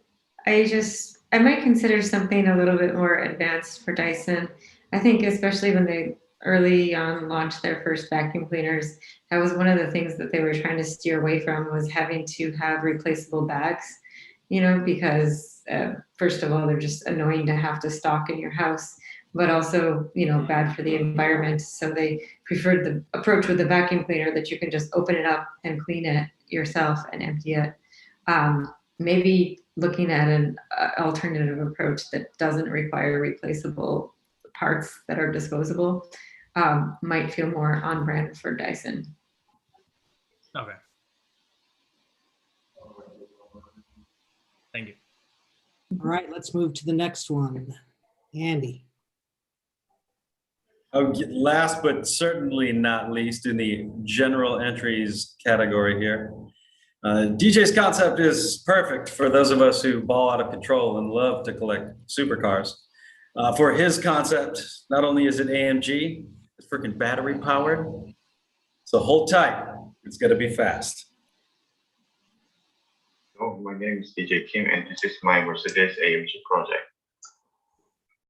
It is the beginning of the electric vehicle era. Most companies are starting to display new technologies for electric hypercars that will raise their brand recognition. Since Mercedes is already competing with the BMW and Audi for the premium segment, they will need to expand their influence by separating Maybach and AMG. Maybach will have to compete in the ultimate luxury segment like Rolls-Royce and Bentley. AMG may compete with the performance luxury area like Ferrari, Lamborghini, and Bugatti. Once Mercedes succeeds in separating their brand into the two different segments, they will have easier access to market influence, which will allow them to raise their brand value. With this brand separation concept in mind, I started looking for a new form that could represent AMG's hypervehicle emotion. I found the most potential in an extreme shooting brake form. Due to its powerful and elongated form, a shooting brake can perform GT vehicle duties and provide daily capability, two things that are rarely found in a hypercar. As for inspiration, I took a glimpse into the lifestyle of my customer, a high-end, luxurious style business user. I also found fluid and organic image, as this is Mercedes' primary design language family.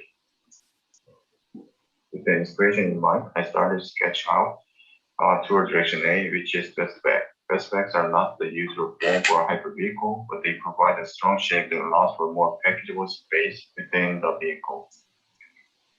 I sketched direction B with long nose form, which is a little closer to traditional looking form. A more luxurious emotion is brought with this traditional form. After sketching the overall form, I started looking for a unique face that reflects Mercedes' design language. With this being a hypervehicle, I want to emphasize the volume of the fenders themselves by bringing the front light to the center, which makes them have a significant presence. In the rear design study, I used the sunrise image as an inspiration to visualize that in the rear design, which reflects Mercedes' fluid, organic, and impactful design language. After that, I did various sketches for elongated fender tips, as these would make the vehicle more powerful and luxurious. With all of these studies combined, I organized and took it into the next chapter, which is development sketches here. So this is final front quarter shot. And this is side view shot.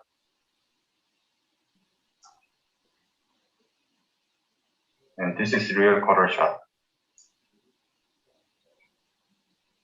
And this is the package bay in comparison with Bugatti La Boitia Noir, as it is a hyper vehicle for a GT vehicle at the same time.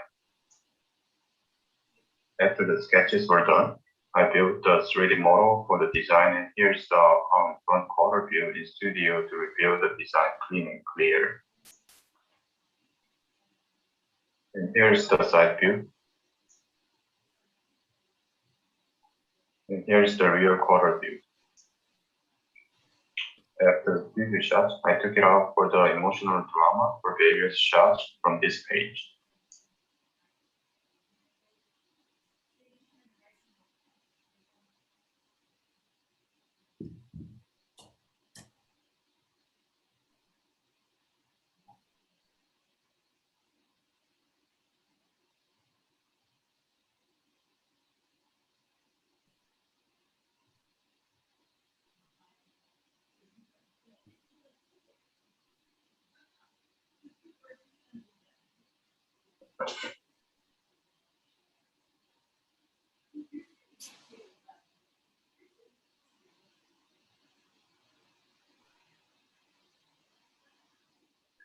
This is the final shot that reveals its fluid design language and emotional drama. Thank you so much for being here for my presentation. Awesome. Thanks, DJ. Alex, I can tell by you adjusting your camera that you've got something to say. No, it's just the image was, sometimes the images on my laptop are really dark, so I'm trying to like to see what's going on there. My apology for that. No problem. I think that was with the trailer too. That camper trailer that's so dark. Yeah. I was supposed to say something. Okay, so yeah, no, good work. I'm just wondering like why you chose a one-seater for this vehicle, like in terms of for the category. I mean, it looks like it's a one seat, I guess, right? So that's just kind of like my question. Nowadays, they don't have many sports cars anymore. As even the most expensive sports car is still offering 2 seats, but maybe it's depending on the buyer. Who's that buyer for the vehicle? I would be curious. It is more about the like concept car, except rather than like production version itself. Because this is like we are entering into like electric vehicle division, and it's been a while, but no one has ever built a like electric hypercar before. And then since AMG recently revealed their AMG Project 1 and AMG GT Black Series, I think they are trying to I think they are trying to I thought this could be like a signal for Mercedes to challenge against like a supercar brand, since this is more for like concept vehicle itself to show and the to deliver a message to Lamborghini or Ferrari and Bugatti brand, and they start competing with them. So I'm not sure this would be like enough answer for that, but I think I want to see this as like a more like a concept vehicle that show how much they want to go.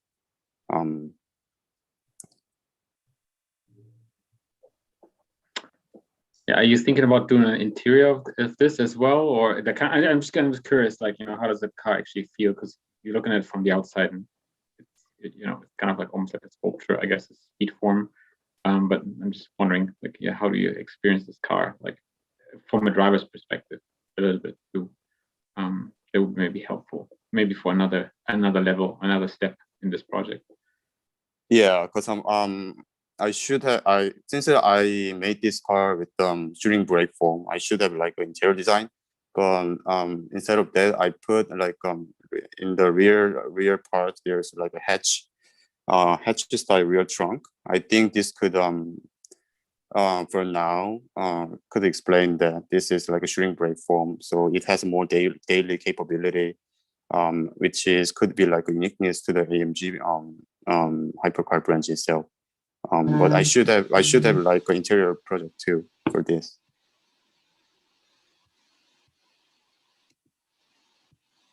Hey DJ, I have a quick question for you. Yeah. On your computer model renderings, it looks like you've done something unique with the rims where they overlap the tire.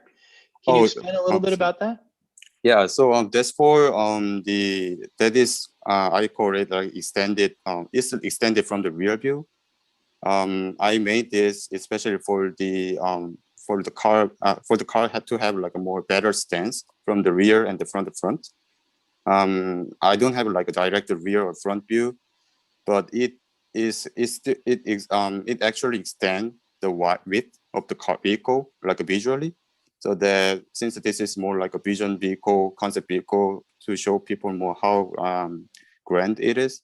So yeah, mainly it is for stance, for the better width and stance. Cool, thanks. Shin, what are your overall impressions? Oh yeah, looks great. I have one question about the electrification, because since you talked about this is going to be the hyper performance EV, what the EV electrification affected when you're designing? Like, what's the influence that you? What's influence? Electrification. Are you meaning how electrification affect this design? Yep, I mean the front engine, supercars. Look at that. Yeah. You see the proportions different than the midship, hypercars, and like those kind of like internal, like I don't know, the components kind of affected your. Yeah, sounds. I'm not sure I understood it properly, but what I can say is since this is electric hyper vehicle, usually as you told me, there's like there's engine in the middle or the front or rear, but we don't need that anymore, which means that it has more like daily capability and space efficiency. So I think it actually affect the driver himself in the interior rather than exterior. But exterior wise, there's also because thanks to the electrification, the form itself could be more like a cleaner and then simpler, which is kind of aligned with the Mercedes design language too. So I think it's more about the interior spacing, right? Yeah, usually electrification in hypercar, I think they're gonna affect interior mostly. But exterior wise, we don't need any more like a super big grille, and they're gonna make the design more cleaner and modern looking. Cool. That's what I kept in mind when I designed this car. So basically, as Alex mentioned, like you might want to do some interior to explain that concept is more, strong and bold. That's perfect. Yeah, that's correct. Yeah. Yeah. Thanks. Yeah, thank you for your credit too. Awesome. That's fantastic insight. DJ, you Yeah. got one for me, my dude. Yeah, thanks. That said, I'm going to turn the mic over now to our special guest micer, Mr. Tom Collum. He's going to give you a little overview of the VW project. Thank you, Andy. Great show so far. So my name's Tom Collum, and I'm from the Interior Architecture and Design Department. Now introducing our next set of amazing projects. But first of all, I just want to let you know I had the honor to co-instruct this class with my esteemed colleagues, Claudia Dallendorfer of Web Design and New Media, and Antonio Borja, who you all know now, the director of the Industrial Design Department. So this design class is truly unique. It's an interdisciplinary endeavor that includes students that span many of our university's amazing departments. And they include in this class advertising, graphic design, web design and new media, interior architecture and design, and of course, industrial design. So what's more is this class is sponsored and supported by Volkswagen. Maybe some of you have heard of them before. And they presented the students with a real world design challenge. Like, what does long distance mobility and all the design touch points in between on this journey look like, you know, around the year 2040, so 20 years from now. So how this class worked is the students broke up into 5 interdisciplinary design teams, with one team being the overarching global design team that sets the design vision and tone for the 4 other design teams with their more specific solutions. What you're going to see are these incredibly cool vehicles of the future that are seamlessly integrated into our living environments, all woven together with the user interface and user experience technology, kind of the brain of the system. And all of this is framed within a fresh corporate identity and set up with an aspirational declaration of intention, you know, really their design manifesto. So without further ado, let's take a look at these students' incredible design solutions.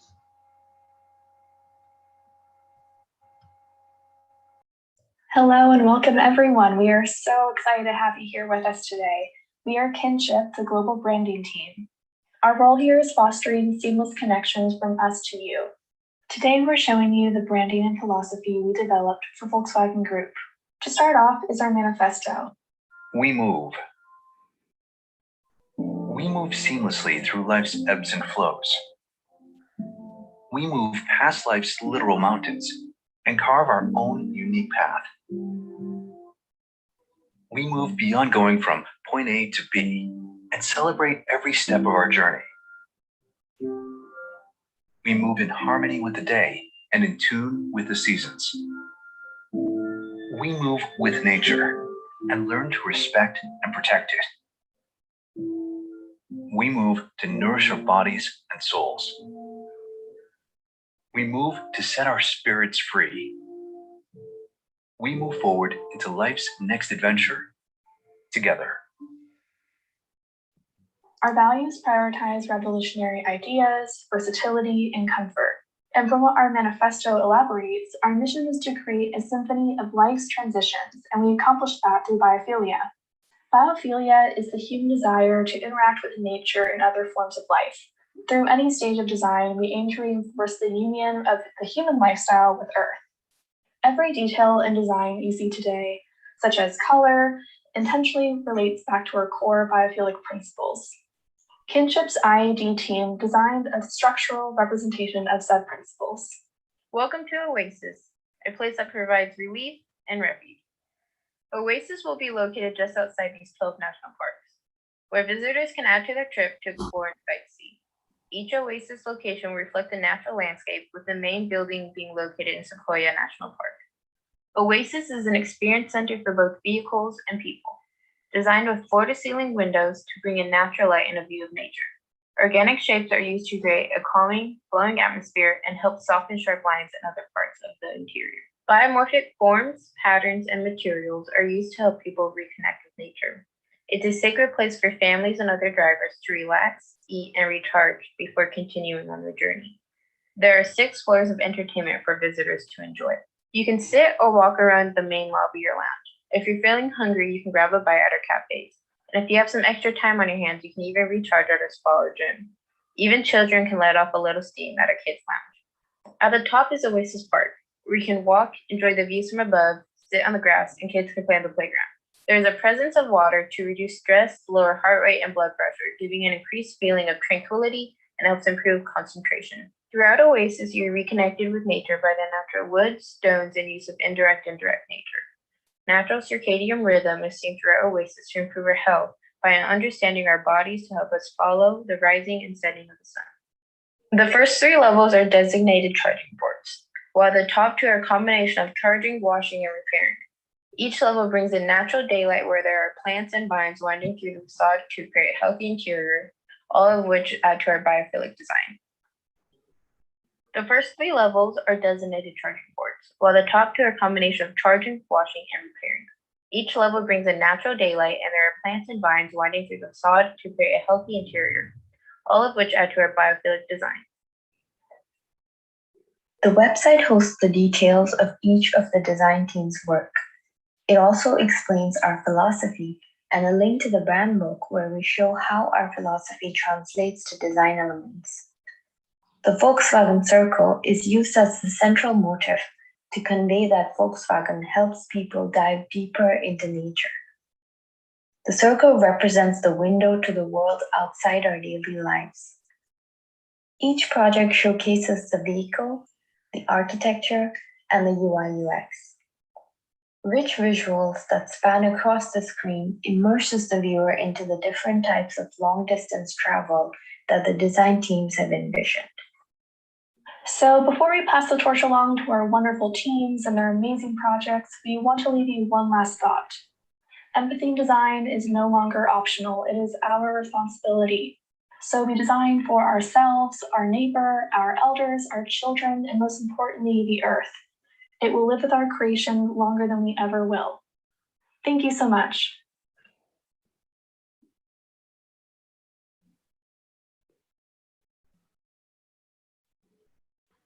Gorgeous. So there's the brand philosophy of the VW project going forward.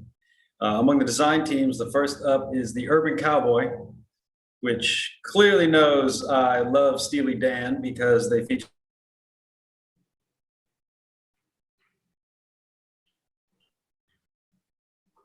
some gauchos. Let's see the vid. Welcome to Project Urban Cowboy. I would like to invite everyone to channel their inner cowboy or cowgirl and remember what it's like to go on an adventure, to unlock your freedom. As an urban cowboy, you're bold, strong, and individual. Yes, I'm talking about you. You don't hesitate to go against the grain, to do something different, or to follow your heart. You are fearless in spirit. You seek liberation from your mundane daily routines. You have an intuitive sensitivity to nature and life, which aids your ability to live confidently and get lost without worry.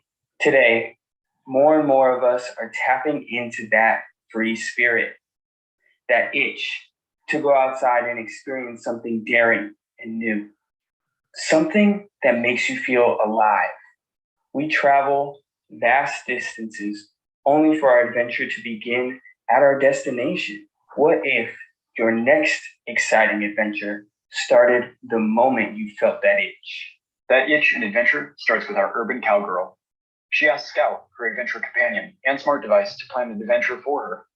There's nothing that Scout likes more than going on adventures. Scout gets right to it and plans an epic journey filled with bucket list adventures from her home in Canada through North America and ending in South America. The urban cowgirl asks Scout to secure her lodging along the way and prep her ride, while she packs everything she needs to be on the road for the next 3 months. Our urban cowgirl's first stop is at Whistler Ski Resort in Canada. She's about to send her last run of the day, and Scout suggests a shortcut to get back to her ride. She's a risk taker, so she bombs down the shortcut path with Scout attached to her backpack's shoulder strap, recording the whole adventure. She makes it back to her vehicle and loads her skis onto the rack attachment, which is mounted on the power rail system on the side of her ride. She carries everything she needs in this vehicle. It is her mobile home base, her life, and the one thing that allows for this expansive journey. Once she is packed, she sets off to her urban cowboy lodge. She tells Scout to get the lodge ready for her arrival. The lodge bay doors open and the vehicle autonomously reverses up the ramp. It fits into place with a firm mechanical and electrical connection between the structure's docking platform and the vehicle's pronounced power rail exterior feature. She exits the vehicle and walks into the lounge area on the second floor of the lodge. She is able to offload power from the vehicle into the structure, powering the structure, which wakes it up. The blinds open and the evening sunlight floods into the home space. She pulls Scout off of her backpack and scrolls through the memories from the day. She finds an action-packed video and attaches the Scout device to the lodge's smart glass window. The next day, she jumps back into her car and loads it with the structure's solar energy. With a long journey ahead, Scout takes the urban cowgirl's ride out of the Pioneer off-road mode and puts it into the Ambit long-range mode. The wheel system closes up to provide a more capable on-road tire. She travels through the night for several days until she arrives at the Utah Lodge, unpacks her gear, and then makes her bed in her ride. Scout uses the extendable solar charging panel from the power rail to charge the vehicle. Our urban cowgirl enjoys a coffee in the morning sunshine from the back of her ride. Then she goes for a swim in the river. After returning back to the lodge, she uses the outdoor shower to rinse off, then enters the structure through the mudroom to drop off her gear. While taking a shower in the bathroom, Scout reminds her that she is running low on supplies and will need to pick some up. Scout finds a small town with a general store about 30 miles away. While heading into the store, a local stops her in awe of her ride. She tells him about her journey and encourages him to give this lifestyle a try sometime. Over the next 2 weeks, our urban cowgirl makes her way down towards Central America. She stops in California and summits Mount Whitney. In Arizona, she goes on a night hike through part of the Grand Canyon. Scout convinces her to explore outside of her comfort zone in Mexico, so she gets into a hot air balloon and takes in the view from the sky. In no time, she's made it to the Lux Lodge in the beautiful and tropical location of Belize. She is absolutely awestruck as she disembarks from her ride and walks into the second floor lounge space. What an exciting change from Canada. It's time to head down to the coast, so she checks the surf conditions with Scout. The urban cowgirl and Scout have a blast down at the beach. She is making the locals jealous with her surfing skills. All of the local surfers come over to her spot on the beach and ask her all about Scout and her epic journey. They cook some food on the beach, then our urban cowgirl packs her surfboard onto the rack attachment on the power rail of her vehicle. Back at the lodge, she rinses off the board and leaves it in the mudroom for the next urban cowboy to use. She jumps back into her ride and Scout directs her towards her next adventure location. In the grasslands of La Pampas, Argentina. Scout doesn't have any big adventures planned for this location, but that is not a problem for our urban cowgirl. She is an explorer and is able to create her own adventures. While admiring the mountains in the distance, she notices a group of horses and a few riders around them. Scout calls out that those are gauchos, which are Argentine cowboys. She grabs her pack and takes off towards them across the grassy plain. She carefully approaches one of the gauchos and asks if he has any tips on what to do in the area. He tells her that his group is moving their horses to a better feeding ground over the ridge and invites her along. They move their horses, and then the urban cowgirl invites the gauchos back to her lodge for dinner. They are so interested in her lifestyle, as it really isn't much different than theirs, and how it allows her to travel without restrictions. She shows them all of the great experiences she has had with the recordings and pictures from Scout. It's time for the two cowboys to go their separate ways. The only question left is, where will our urban cowboy go next? This is how you or any other urban cowboy would interact with Scout. You can see here that we have the ability to change through different modes and select different options that may be helpful along your adventure. And here is some of the exterior imagery of our beautiful urban cowboy lodge. The second floor lounge space, and the comfortable first floor area. Once we decided on a theme sketch, we refined the proportions of the vehicle by creating a 5th scale clay model. This allowed us to make quick changes and ground this concept in reality. We refined the clay model and then began the final design refinement process with digital artwork. This is our final vehicle design, the Urban Cowboy's ride and way of life. We have designed a ride that eliminates any conceivable excuse to not travel by vehicle. Just like any good companion or horse, you can rely on your ride for more than just traveling from point A to B. Our ride allows you to unlock your freedom by not presenting barriers when you need it most. We challenge you to embrace the spirit of the cowboy and follow the adventure. Your ride won't stop you. My name is Jenner Polson, and I am the project leader for Team Urban Cowboy and an industrial designer.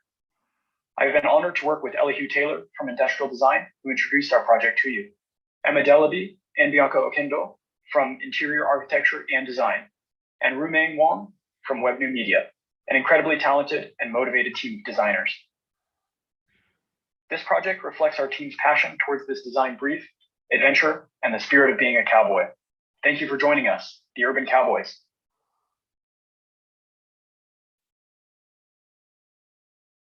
Gorgeous. Thanks, Jenner. Let's get some questions coming at the cow people. I have a question.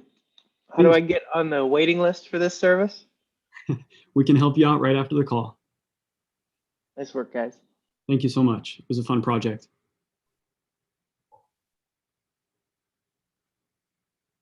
Shin, are you feeling like more of a cowboy than you were a little bit earlier? Yeah. Yeah, it's just a comment. I think I'm so curious to see the interior, like what kind of experience you can get from that enormous space in that van shape. Of course. I'm sure you guys have the reason why you chose that silhouette, right? For that kind of adventure stuff. Yes. I'm so eager to know what you can do in there. Do you have anything in your mind already, or sketching already, or something like that? Yeah, we definitely do. Of course, the silhouette took a very sort of form follows function approach, and that function was really created from our user and our user story. We have sketched on the interior actually, and that's viewable on the Spring Show website. But in the interest of time, we really wanted to focus on our user story, as that really reflects our vehicle design and architecture design. Cool. Love to see it. Yes, definitely. It is published on the Shin. Alex, how do you feel about the cowboy? Yeah, I've been looking at the cowboy for a while. So yeah, I've just overall have been following, or we've been following the design process of what the students did so far. And yeah, simply it's really, really great work. I think you guys did, especially in this time frame. Also, I want to also mention it's also a huge challenge, I think, also for the students to work together, cooperatively, a team mixed up of not only different people, but also from different departments. So to tie that all together into a cohesive message, I think is really powerful. And I think knitting that in a way that you can see the final result has been made a huge jump from the last couple of weeks, I think.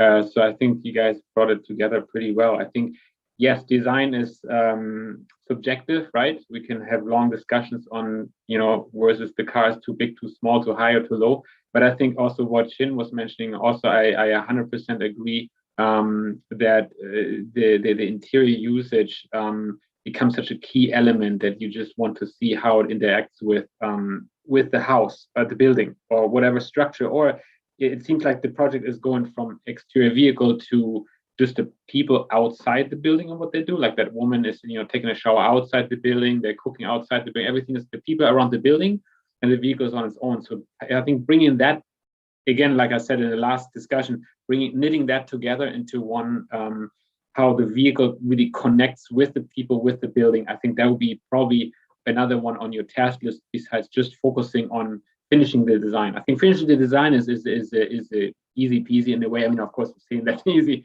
but as students, you guys have all the freedoms to go wild and have fun and make it look cool. I don't have any doubts, but I think getting that powerful story, what you're working on, getting that interior working, I think that's going to be key for this to bring this really to life, which you already did through the story. I'm very glad you guys focused on the story communication. It's funny, these wheels remind me of these, I don't know what these called on these cowboys, these things on the boots in the back. They have these star patterns. I don't think they use them anymore. They're kind of like horse torture, but they're called spurs. Spurs, right? Yeah, it has this kind of image from that. But yeah, I think that's great. Also with this the little navigator fell a little short. I think the navigator that you're showing, the little nest type of thing that you showed off. Yeah, I think that guy is a little bit of can be your companion, your key, just like they talked about in the NASA project. And I think that could be a little bit more connected with the project. Yeah, sorry, I stopped talking now, so I'll talk the whole time. Well, thank you so much, Alex. We really appreciate all of your help this semester and all of this feedback. Of course, we'll continue to refine. And there is a lot more of our work published on the Spring Show website if you would like to see more of our final work.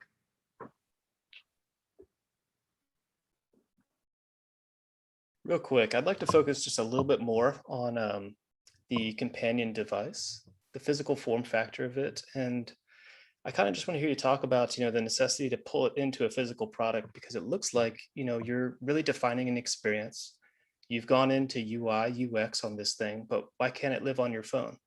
Don't get me wrong. I'm always looking for an excuse to make something physical and desirable as an object, but I want to hear you talk about it because there was some intention here, and I want to hear you talk about it a little bit. Of course. So the Scout device was a pretty exciting piece of our project.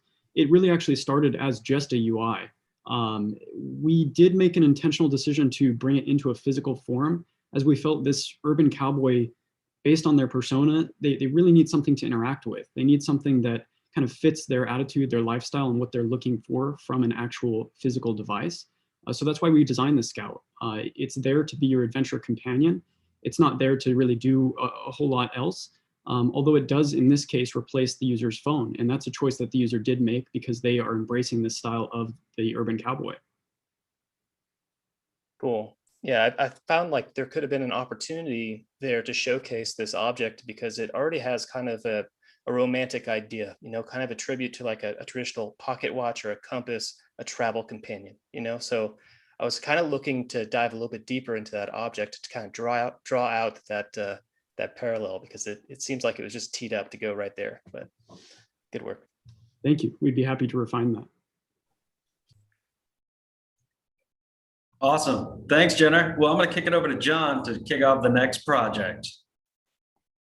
Yeah, thank you. This is great stuff. I'm an old Volkswagen driver myself, so this is fun stuff. The next, I believe, is X Hubs. So let's take it away from there. Good evening, everyone. We are Team X Hubs. I am so incredibly excited to share a project with all of you this evening. My name is Henny Haitala. I'm an interior architecture and design major, and I'm also the team leader. Our team consists of myself and V for interior architecture and design, Hyun-So for web new media, and Junyoung, Warwang, and Stella for industrial design. Our catchphrase is feeding the wild within, and our concept statement is reimagining the typical pit stop on our journeys. Our destinations offer a break from the road to recharge, connect with other travelers, and explore the local landscape. Detours offer memorable adventures too. Our keywords are replenish, explore, and harmony.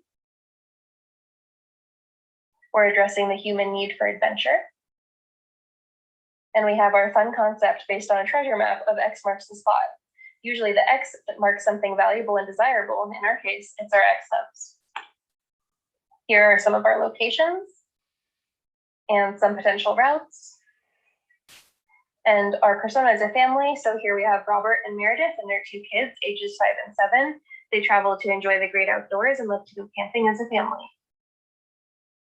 Here's our storyboard. We have Robert and Meredith and their kids waiting outside their home in the morning. Their car is coming to pick them up automatically.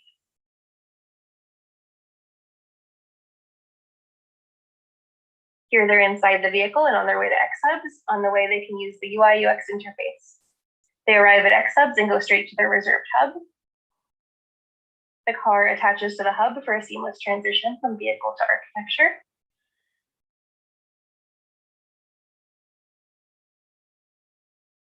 After their long journey, they walk around on the green roof to stretch their legs and explore.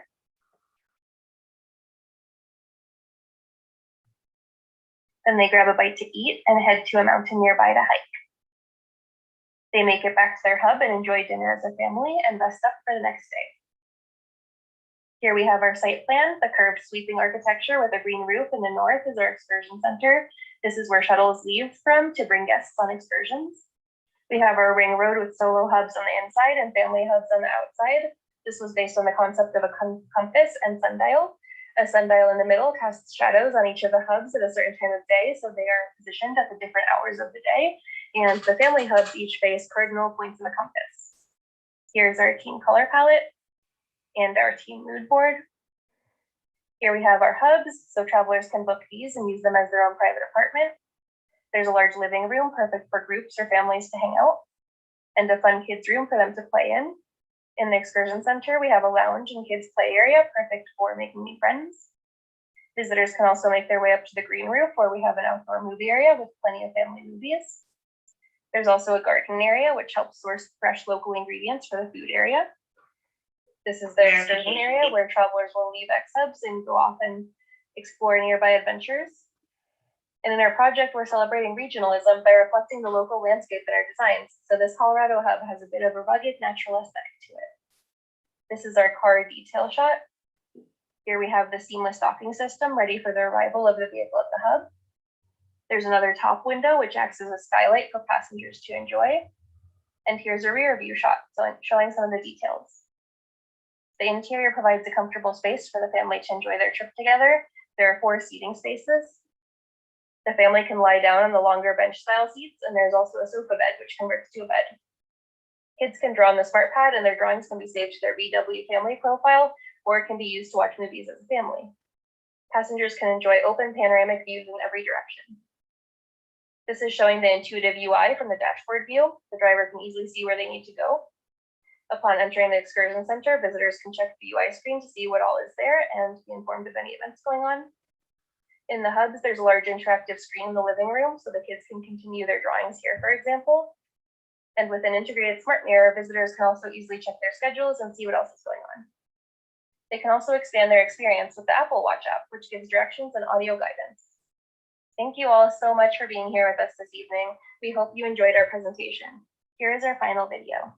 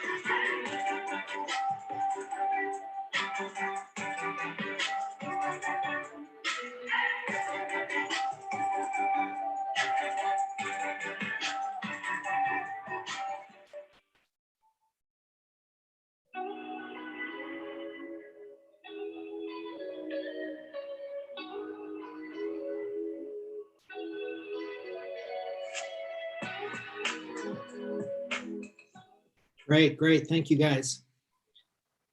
Comments, anybody? A lot of cool elements to that. I have a question. I think, this probably comes at considerable cost, but I'm wondering, how does this scale? Because you've got these kind of wide, expansive views for what looks like a few people. How does this become a profitable enterprise for VW? Sorry, could you repeat that last part? I'm just wondering, how is this going to be profitable for VW? Like, is it going to be through scale or is it going to be through cost? Yeah, we were discussing a variety of different business plans. We ended up just focusing mostly on the concept, so it's mostly a conceptual project for the moment. We had some lots of options for what we could explore for that, though.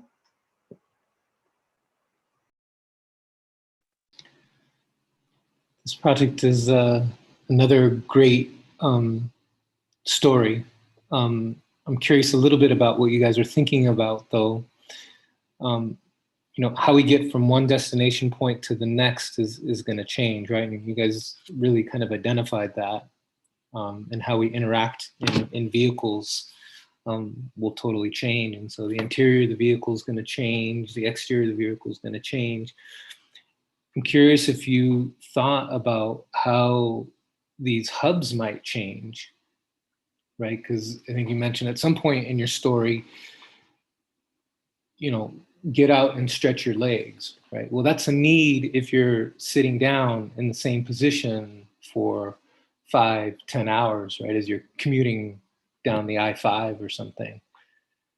And so what are some of those unique needs that the user has once they reach these destination hubs that are very different than what you might find at a trucker stop now, or you know, one of these stops that you might find on I-5 with the 7-Eleven and a little playground for the kids.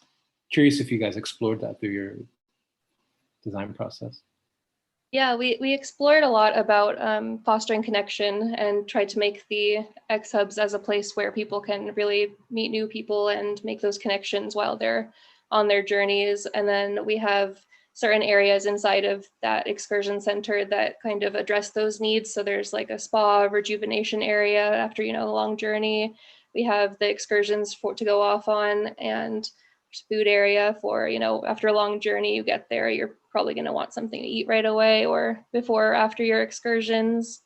And yeah, so we just tried to think about it from that perspective of the journey and what would you want to do there, and try to address those in our designs.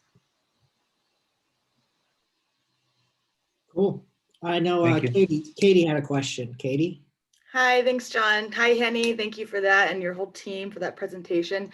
I just wondered if you guys had considered, or maybe if I missed it, does the interior of the car, once it's docked in the hub, is it available to use as kind of like a secondary lounge space, or is once it's docked, it's sort of closed off? We did discuss one of the door is at the front or rear of the vehicle, and so it opens up and attaches to the hub to make that kind of really seamless connection into the interior. So it is kind of available, I think. Yeah. Great, thanks. All right, if there are no more questions, Andrew, take it away. Who's next? Is Andrew there? Well, I don't hear him. Sorry, I was muted. Get used to it. That said, let's kick it over to Team Orbis, where they focused on sleeping, chilling, or even working during your commute. Hi, my name is Santiago, and I'll be presenting for Team Orbis, Volkswagen Group. This is our team. This is our main concept statement. It's about cultivating a holistic work-life balance. These are some of our main keywords, and this is some of the main research done specifically looking at business travel. What are the main pain points of it? What are the opportunities of it? And actually, why do people prefer to drive rather than flying? So what we found in the further research is that people actually really like to take car travel rather than fly it, because it gives you a sense of freedom, gives you a sense of connection. You're constantly connecting to your surrounding. And we want to know, how do we maximize this? How do you open that window and use this to decompress from those long business meetings?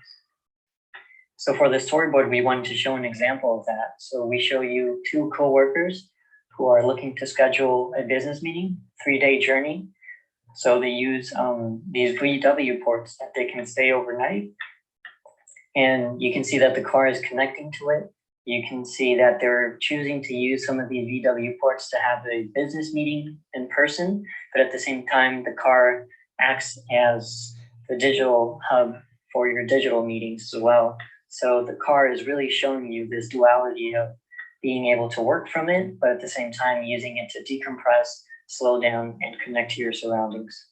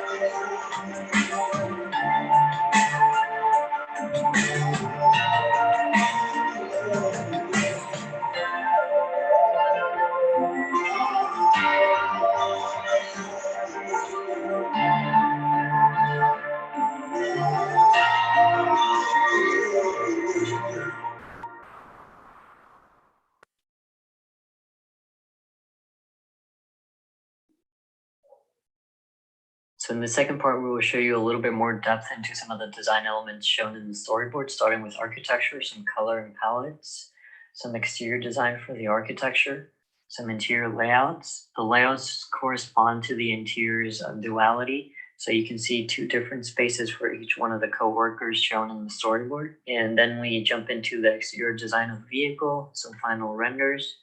We're also showing the 3 modes, how the greenhouse is changing according to the different use of space inside, and some storage for the front part of the car, and some final shots, a little bit more refined. Then we jump into the interior, where we can show also how this experience is affecting the interior with the relaxing and working mode. We have this hydraulic system that is pushing the backrest. And then we're showing basic materials around the interior. And then we show the social aspect, how the divider can come down and actually give you a new experience and interact with your coworker. And then we can jump into what the work mode looks like when the divider is up, and you have an additional screen there.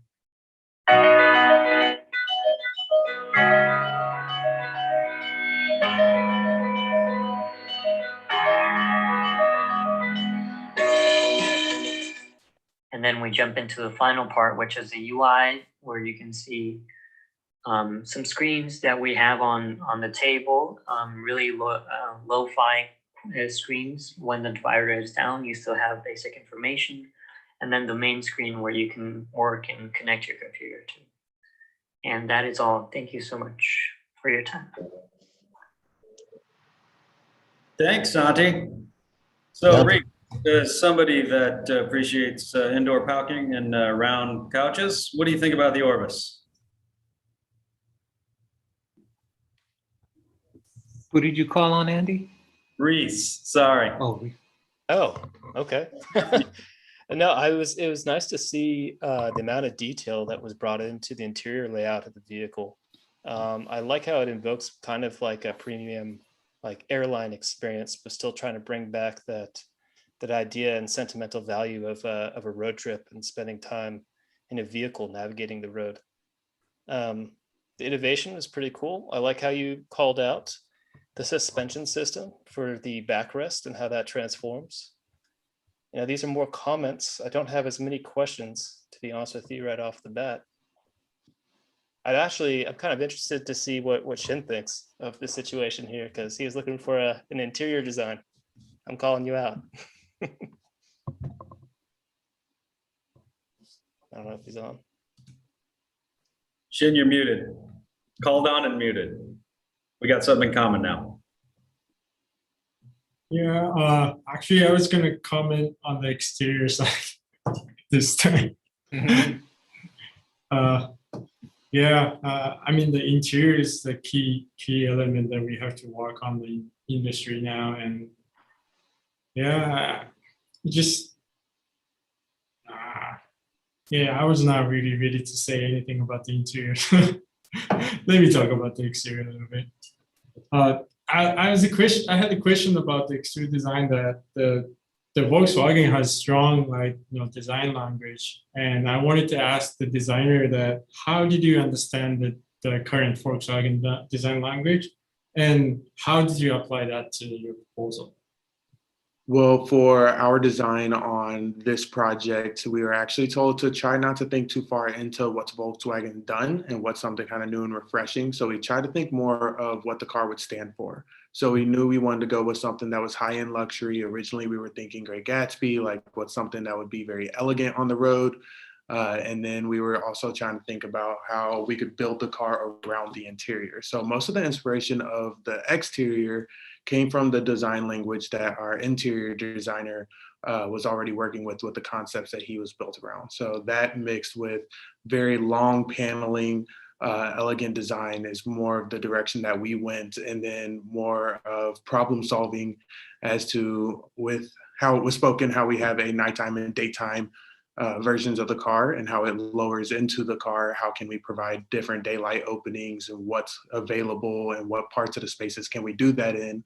So then you can see on the face of the car, the black surfacing that allows for a transparent opening to see more of the daylight come through, even when it's in a nighttime mode and different things like that. So the design of the exterior was more built around, what problems are arising with the concept that we have, how can we solve those solutions, and then how can we also give the feeling of luxury and elegance on the road. Yeah, and I also want to mention that Volkswagen Group is not just a Volkswagen, it also includes a lot of brands, and we can also add our own small details to it. That's the main idea of our exterior, something new and something fresh. Okay. Thank you. I'd like to make a couple of comments. Putting technology in spaces. What's your take on the integration of technology in a space like this? To Nicole. Oh, it's me. I think it's interesting on the interior that it's geared towards people working. It does feel a little bit separated, like if they wanted to collaborate, I don't know, it just, this space seems kind of blocked off. I did like a lot of the material innovation that for the backrest and things like that I saw on the interior space. Would note it looks a little cramped. Like I'd like to see a full-scale mock-up and sit in it and see if you actually feel comfortable inside. Just could be a bit awkward. It looks like there's not a lot of space for feet. I like the LED lighting kind of coming through the wood and bringing natural materials into the car. So I appreciated those elements. Yeah, just to respond to that comment, it was a big thing to think about throughout the project, having this like big divider in the middle of the car and sort of taking up a lot of space. We did explore having maybe a fabric that could completely sort of hide away and that divider completely sort of being gone. But we really wanted to make it predominantly to explore really separating the two environments, because if you're in a business call and someone else is also on the business call, I'm sure it's happened to you in the same room, you really have to be sort of secluded so you're not sort of talking over each other. So that's why we chose that. But I do have VR experiences that show you how much space there actually is there. It does give you a lot more sense of what the space is. Yeah. It does look like it could be hard on people that are claustrophobic because everything feels really close. Yeah. But that'd be interesting to see in VR. Andy?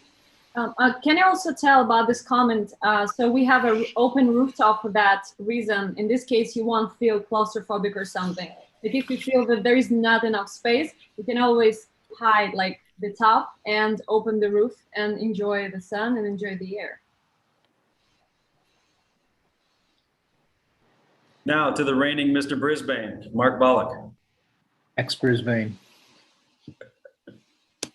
Yeah, no, there's a really good idea here that I think you can flush out. I agree with a lot of the design comments that the panel has said, but I want to talk a little bit about, this is kind of a business model. There's a ton of people fleeing California to work elsewhere because we learned from COVID that you don't necessarily have to live where you work anymore. And so that really is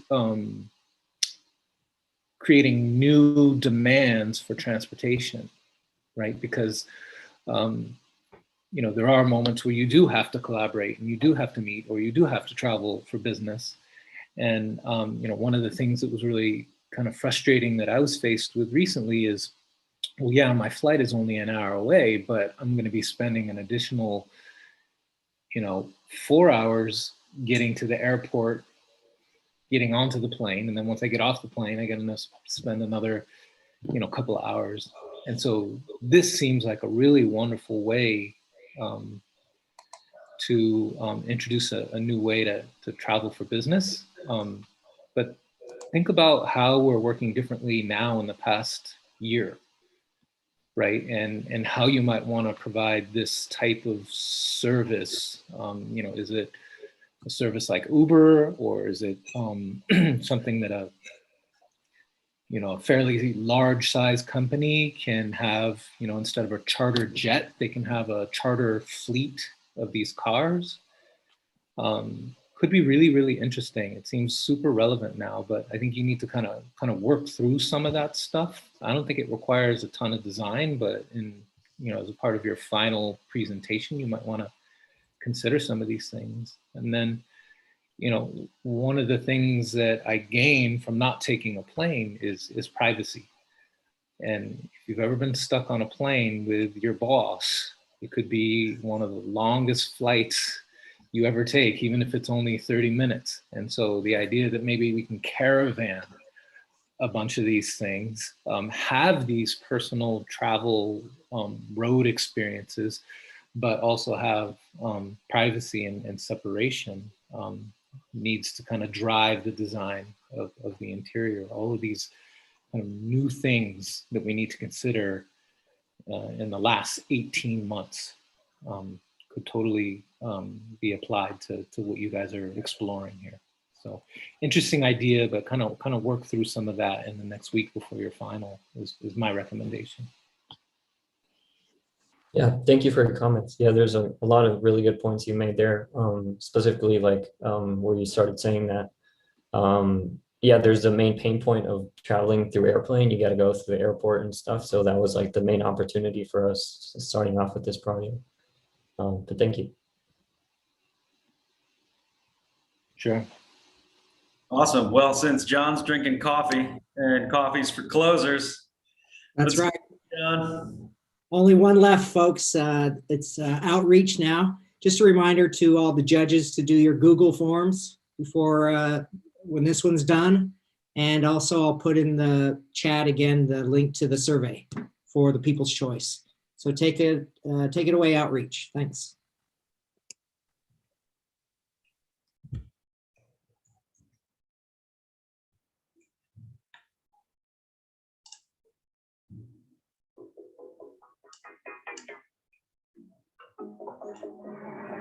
Hello, everyone. Thank you for coming to our presentation. We are so excited for you to join us. We have worked so hard for the past 15 weeks, and we cannot wait to show you what we created together. My name is David Kim. Jenny. Josh. Anne. Janelle. And we are Team Alpha. Our tagline is to sparkle wanderlust.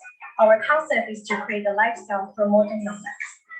Your vehicle should be as adaptable as you, blurring the line between vehicle and home. You can roll where your heart desires, younger than you think. Our chosen keywords are integrated, elemental, and unbounded. Keywords are chosen after considering our overall concept, design, and most importantly, experience. So why do we explore a nomadic experience? Well, there are multiple positive aspects of being a nomad, and having total freedom and control to yourself is one of many. We wanted to give this type of opportunity while keeping it seamless to go beyond the places imagined. And with the world becoming more stressful to live than ever, traveling has been an increasing trend as it helps to declutter your mind. First, we dug deep into the histories. We looked into the nomadic Native Americans like the Navajos and Unions, who heavily inspired us. We realized that granting nomadic experience are limited to no moral in their personal way. And there are no auto manufacturers who does this as a full experience either. It is up to the third-party companies to chop up the current existing vehicles and create their own customization. Looking at this issue, we created surveys and got 60 response. And from that, people are looking for a road trip because of flexibility and freedom. People are also annoyed with lacking of facility and boredom during travel. And the range of electric vehicle is also an issue. During a trip, users will encounter different environments from flat roads to off-roads in the mountain, even the ocean. So how can we create a solution that gives the users total freedom and control? Based on these researches, our goal is to create an elevated nomadic experience where the users have total freedom to themselves. It is adaptable to fit their needs and wants based on the environments, locations, and activities. For our project, we created adaptable nomadic mobility, lodges for extended stays, and finally, smart and seamless experiences.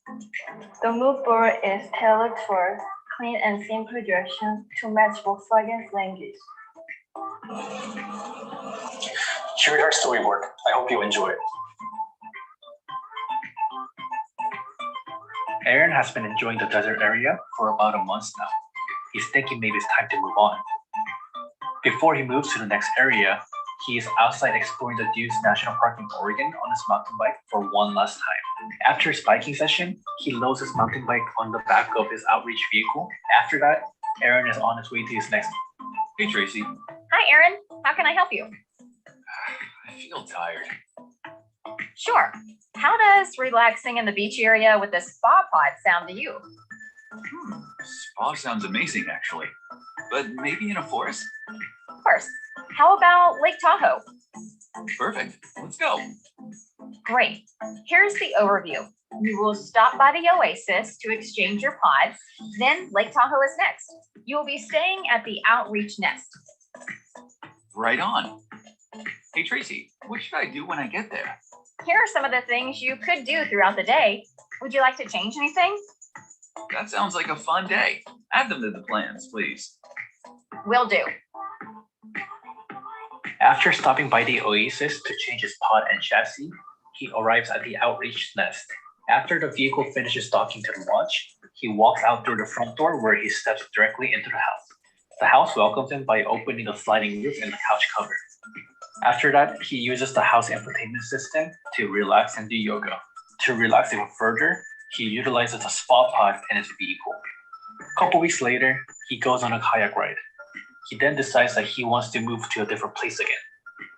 He uses the mobile application while being on the kayak ride to reserve for his next destination. He chooses to go to the Catalina Island with a hammock pod this time. He also invites his friend and his family to that location. After he changes his settings to a marine chassis and the hammock pod, the vehicle is now on its way to the Catalina Island. Later, the vehicle docks with the Outreach Plus. Ends this night watching the stars in the galaxy room. It seems like our persona is doing great so far. Moving on to the designs, our vehicle features an exchangeable pod and chassis depending on the user's needs and situations. This also goes along with our original concept as well, which was to create an adaptable nomadic experience. As described before, we were inspired by the nomadic Native American tribes. Many of the inspirations were taken into design cues like the feather rugs, being inspired by the Native American folk myths. The couch is inspired by the eagle's nest, which symbolizes strength, courage, and wisdom. This is why we named this lodge Outreach Nest, to create a minimalist, welcoming home for and solo travelers. The lodge also features a retractable roof. This allows maximum natural light and the panoramic view will open up. Our jobs were to create experiences for everyone. So while Josh focused on a single persona, I created a living space for families. Because of this lodge is called Outreach Plus. The house features a playpen room for kids, a galaxy room for stargazing, a natural marble bathroom, and a living roof terrace. This architecture also features a retractable roof and top window. This is mainly used for galaxy room purpose to not obstruct any views. So our goal is to create a sentiment and immersive user experience, using our AI experience output. For this project, we create user interface for different platforms, hardware with displaying architecture and vehicle, and mobile app for on-the-go. Our AI is smart enough to handle any situation and also make users feel comfortable to give users a freedom, but it can also recommend possibilities like activities, entertainment, hot recommendations based on users' needs and goals.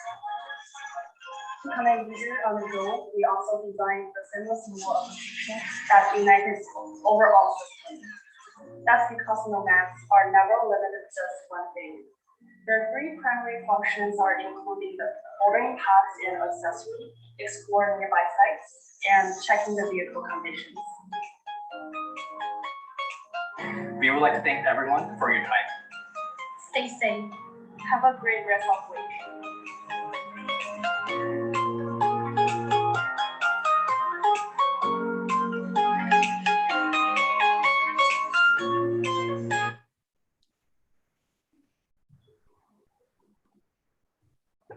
Okay, thank you very much, Outreach. Any questions for these designers here?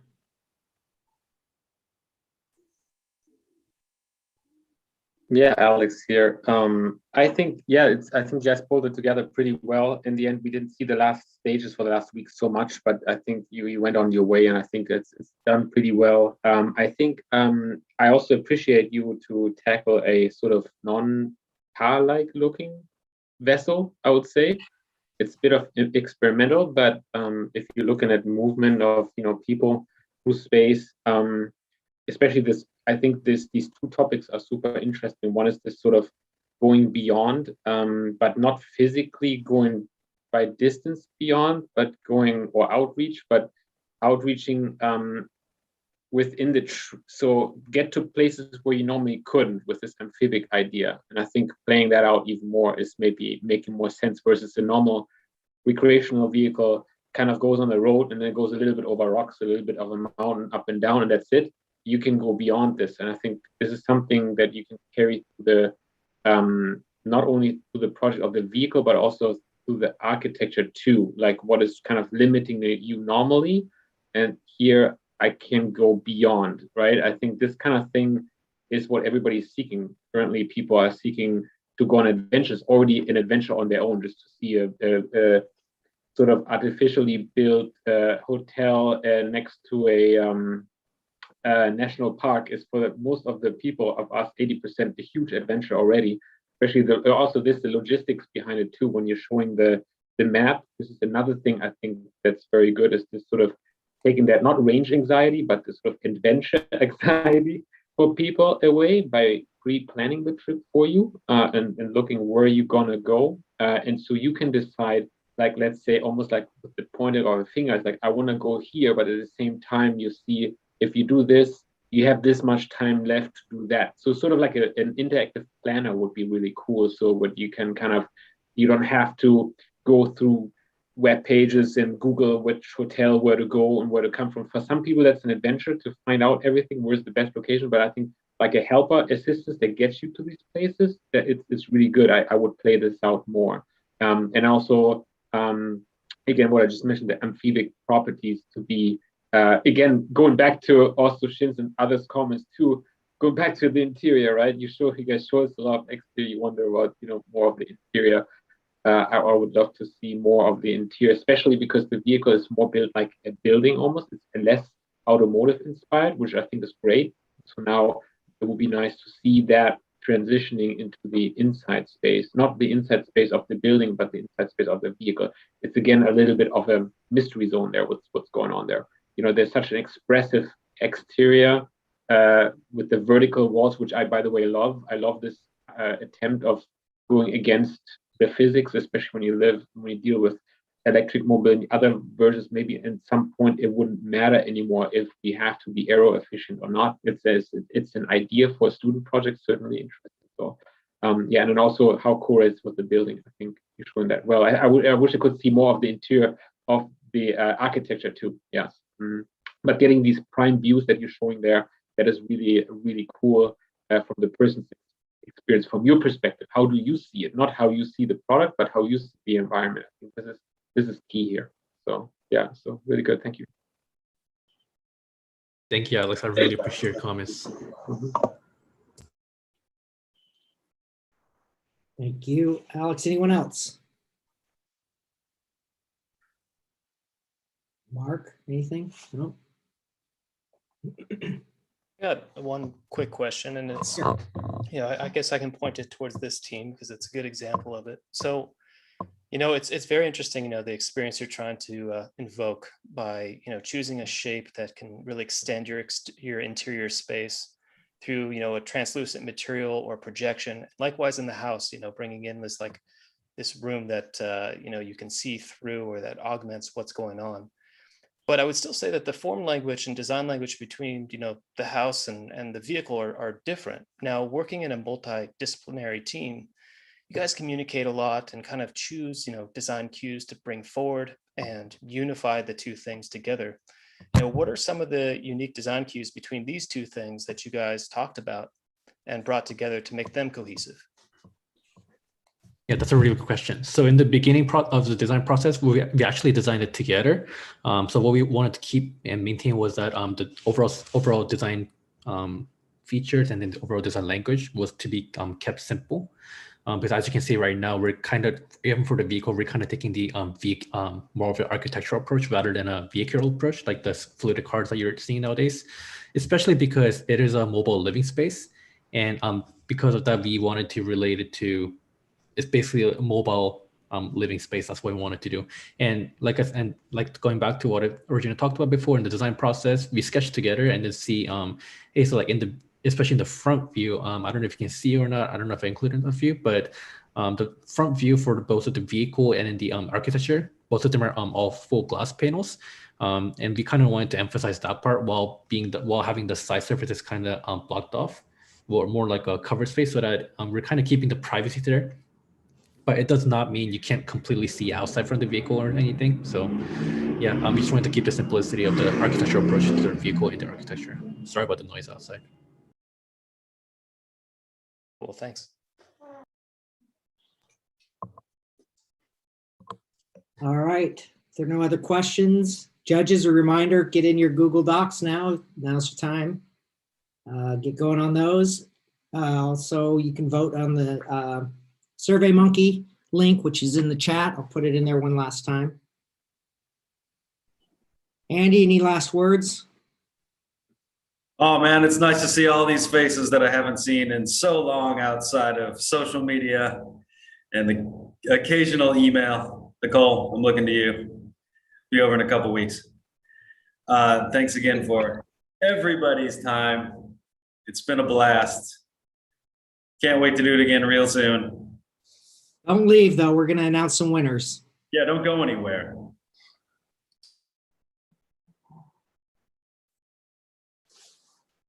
Where'd Antonio go? I'm sure Antonio has something to say.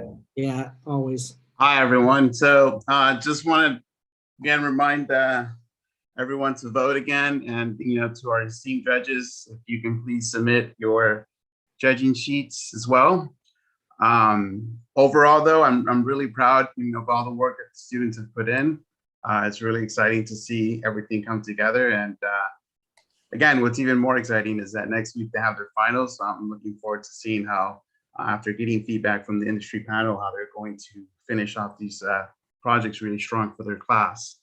Now, again, I would like to open up maybe just a few comments from the judges. if they can just, I know you're busy submitting, some of you, but if, again, if we can just get some comments overall on the students' work and what you saw today, that would be great. Start off Was real I? quick. Oh, go ahead. I'll take You it. first, Okay. Reese. Why not? Okay, so it's really cool to see, you know, the type of deliverables evolve over the years from the spring show. I mean, I remember as a student, and I graduated in 07, it was a completely different format, completely different deliverables. There wasn't as much cross-pollination between different, different skill sets, different majors. And it really does lend itself to a very compelling product in the end. So my compliments to the students. It was really fun to soak it up and enjoy it. And also thanks to the judges, it's really nice to hear your feedback, and it's very refreshing to hear another side of critique, you know, outside the norms of your team. So thanks. Thank you, Reese. Any of the other judges like to say a few words? Yeah, I wanted to say that I'm impressed with the work and the time that you've done it. I know it's really difficult to be a student. We were all there, and it's a tough row to hoe, so to speak. But I really appreciated, for those of you that were individual, the level of effort that you put in to create something unique and compelling. And then for the group teams, I have to say I'm really impressed with how well you all work together to come to, in most cases, a pretty cohesive solution. So I really appreciate being here and love to see the work. Thank you. Yeah, I'll say I also appreciate being able to see this level of collaboration, even as everybody's working remotely in different parts of the world. I know working on physical objects when you're in totally different places, different continents, sometimes even, it's just really challenging. And so I applaud you for the kind of level of collaboration and kind of cohesive stories that the teams were able to bring together. I think the videos are great, and I agree that like kind of stepping up the deliverables and bringing multiple teams together to really execute great content has been probably a key way to manage through this pandemic situation. I think on just general feedback, just the more that you can even get the design thinking in some of the projects to come through. When I look at portfolios, I like to see a lot of process. Like I like to know where those seeds of the ideas came from that led to the final. And some of the projects showed that, some of them didn't, but that's just my word of advice, is that I looked to how to try to understand a student or potential intern or potential designer for my team, how they think. So just make sure that really comes through in your work when you're showing your portfolios or cleaning up these projects. Awesome, thank you. And I think that's a really, again, great word of advice. You know, we preach, show us your process. That's really what people are looking for. They want to see how you think. They want to see how you're able to synthesize the research into an actionable product at the end. And I think a lot of times, you know, a lot of times students tend to shy away from that and just want to focus on the end result. And so again, it's great to have you say that to them as well too, because you know, after a while, we repeat this over and over again. And I think we just become the parent in the room. So thank you so much for, you know, providing that insight. And again, you know, it's nice to hear that that's also appreciated from your perspective, wanting to understand again how they're coming at these design conclusions. So we'll make sure again to keep pushing for that. And students, again, listen up. This is something that you definitely want to apply, especially again as you're moving towards next week in your finals. All right, any other words? Closing comments? All right, we're just waiting for, I believe we have one more judge to submit, and we will start announcing winners. But before we do that, I did want to share screen again. And let's see here.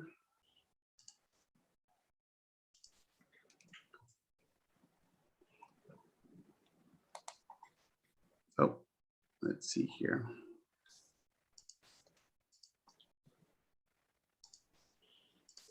We'll just do screen share and go to our last slide here.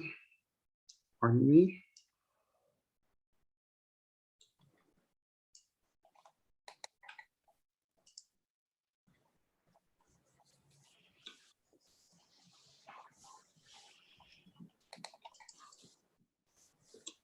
Let's see here. Give me 1 second here. We're just tabulating everything and wanting to make sure we get everything right. So we have Tom who's going to say a few words for us here, regarding our grand prize for tonight. It is in honor of an awesome gentleman. So Tom, I'll let you say a few words here. My God, you put me on the spot again, Antonio. I always do, don't I? No, it's great to be here to see so many former students of ours that we went through the early stage of our development of the program, and now you guys are here judging it and making great comments and observations. I really appreciate it, how you guys progressed after the school. And, this is what the whole community is all about. And more we get you guys back, our program strength's going to be increased. Like Reese, I haven't seen him for so long. He used to sneak to a Thai restaurant without us knowing it, nearby school and all. But anyway, so it's great to see you guys all together. And Nicole, you always wanted to have a round shape on your design every time you did the project. So your comments on the rectangular shape was kind of interesting to, bring back all the memories for me. Anyway, but all those students, the COVID to do that collaborative project together, we did it in a physical way for a few years. And last 2 semesters we've been doing this, remotely, and results is as good as any of the physical team. So I'm really proud for the team and the instructors and, and then the sponsor, like this case is Alex, and a Volkswagen did a great job. So I really appreciated that. However, personally, I really miss the clay model,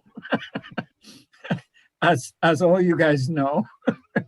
So hopefully this COVID situation is going to come through soon.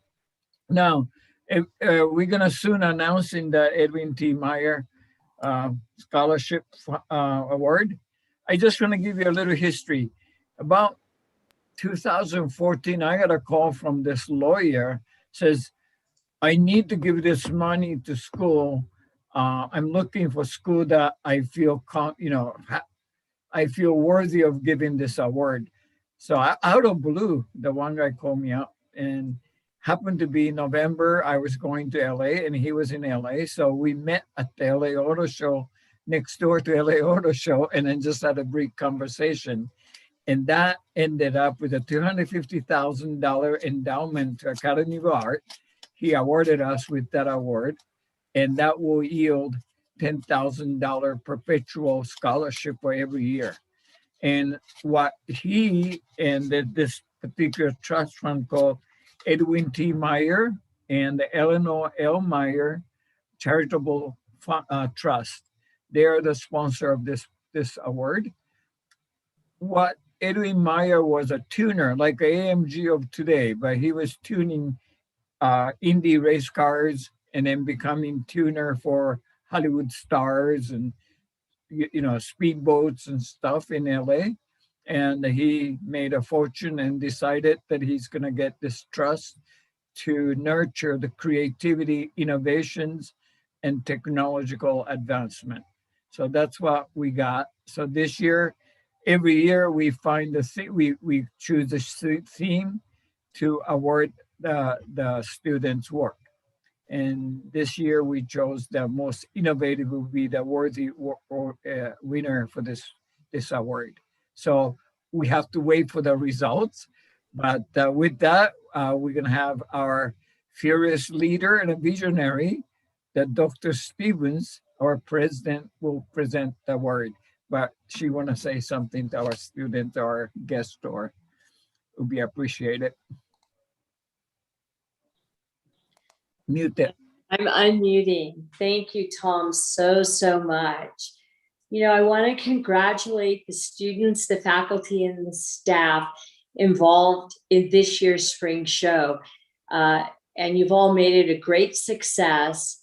And this university is proof that we've overcome all the COVID challenges. And that's because of all of you. And on behalf of the Edwin T. Meyer and Eleanor L. Meyer Charitable Trust, I would like to present the winner of the 6th annual Edwin T. Meyer Scholarship Design Competition. I don't want to jump the gun unless we have a winner. So, Tom, do we have a winner yet, or are we still? No, we are tabulating that. I had to get Antonio to get onto that one, but yeah. All right. But everybody's a winner. I mean, I can't, initially started, oh, this could be a winner, but the next one coming and said, this could be a winner. So we don't know where it's going to go. Well, and I think, and the judges brought this up, and this has always been my vision. We are the largest art and design university in the country. And what that means is vast curriculum. We have the most expansive art and design curriculum. And I always believed that we should cross-pollinate and be as assertive about it and persevere in working together so that the students' portfolios could be as strong as possible in all ways. And the stronger the student portfolios are, then of course, that gives them a huge advantage in the marketplace to get the job that they dream of. And so, Tom, you've been wonderful. Antonio's been wonderful. Mark's been wonderful in working with other departments, and the other departments have embraced you. And we are doing this across the university. I think it sets us apart. And I think it makes the students' portfolios a lot stronger. And it gives them real life experience to work with each other and remotely. And it's never easy to work as a team. And you sacrifice in order to do so. But that's really the lesson in life. So I'm very happy to see that the work shows that cross-pollination and collaboration, because it's only going to make the work better. So thank you. Oh, thank you. So, Antonio, we are all been waiting for. We are waiting anxiously as well, too. If you can just be patient with us. We're working on the back end here in the system to try to get these numbers crunched and get back to you. I shall be back hopefully within about 2 or 3 minutes. For now, though, again, just as an open forum, I know students, a lot of you are, again, anxious to even ask a few questions to our panelists. So this would be a perfect time to do so. I have everyone in gallery view. So again, if you have any specific questions that you've been wanting to ask to some of our, again, esteemed judges who are not only working again in the industry, but a lot of them a few years ago were in your shoes. I mean, a lot of them are alumni from our university. So it'd be great to get their perspective. But we also have, a few designers who've gone through different systems and also, our experience, how we run our curriculum. As President Stevens said, we're trying to be more collaborative, moving forward, and we really feel that that's the future of art and design education. So again, students, I encourage you all, ask some questions, give us a little time, and we'll be right back.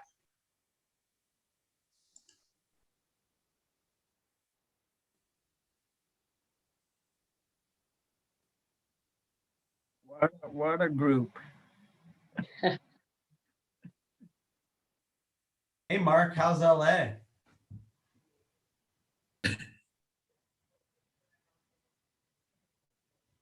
Well, it's warm. I don't wear hats anymore.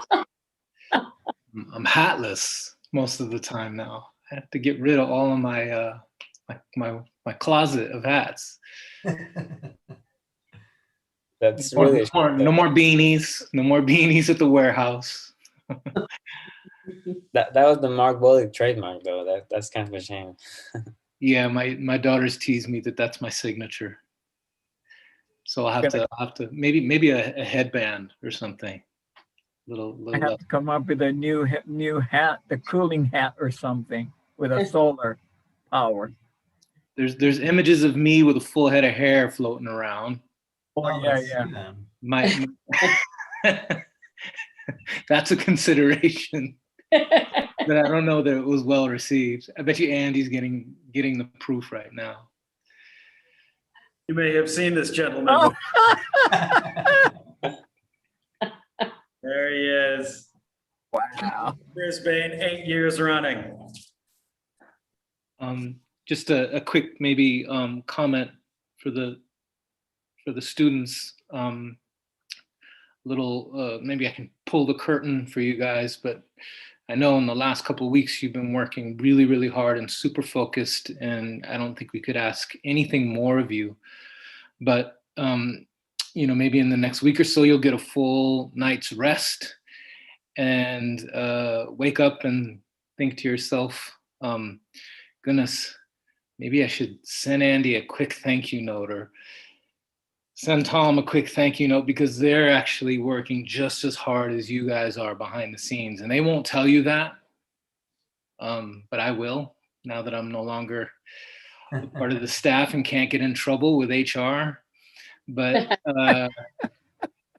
everyone, Candace is there, of course, Hideki and Antonio working really, really late into the night. So please don't think for a moment that they're going to bed at 8:30 in these last, 3 or 4 weeks. They're working really hard behind the scenes to put on this wonderful opportunity for all of you guys. So again, in another week or two, maybe you wake up and think about it. I'm sure they would appreciate it. Whenever I got a little note, just a simple text or an email from students, it meant a whole lot. Yeah, Reese, nothing has changed in last so many years. What do you mean? I promise next time I go to the Thai restaurant on Polk Street, you're the first person I call. I promise. Okay. All right. I miss you, man.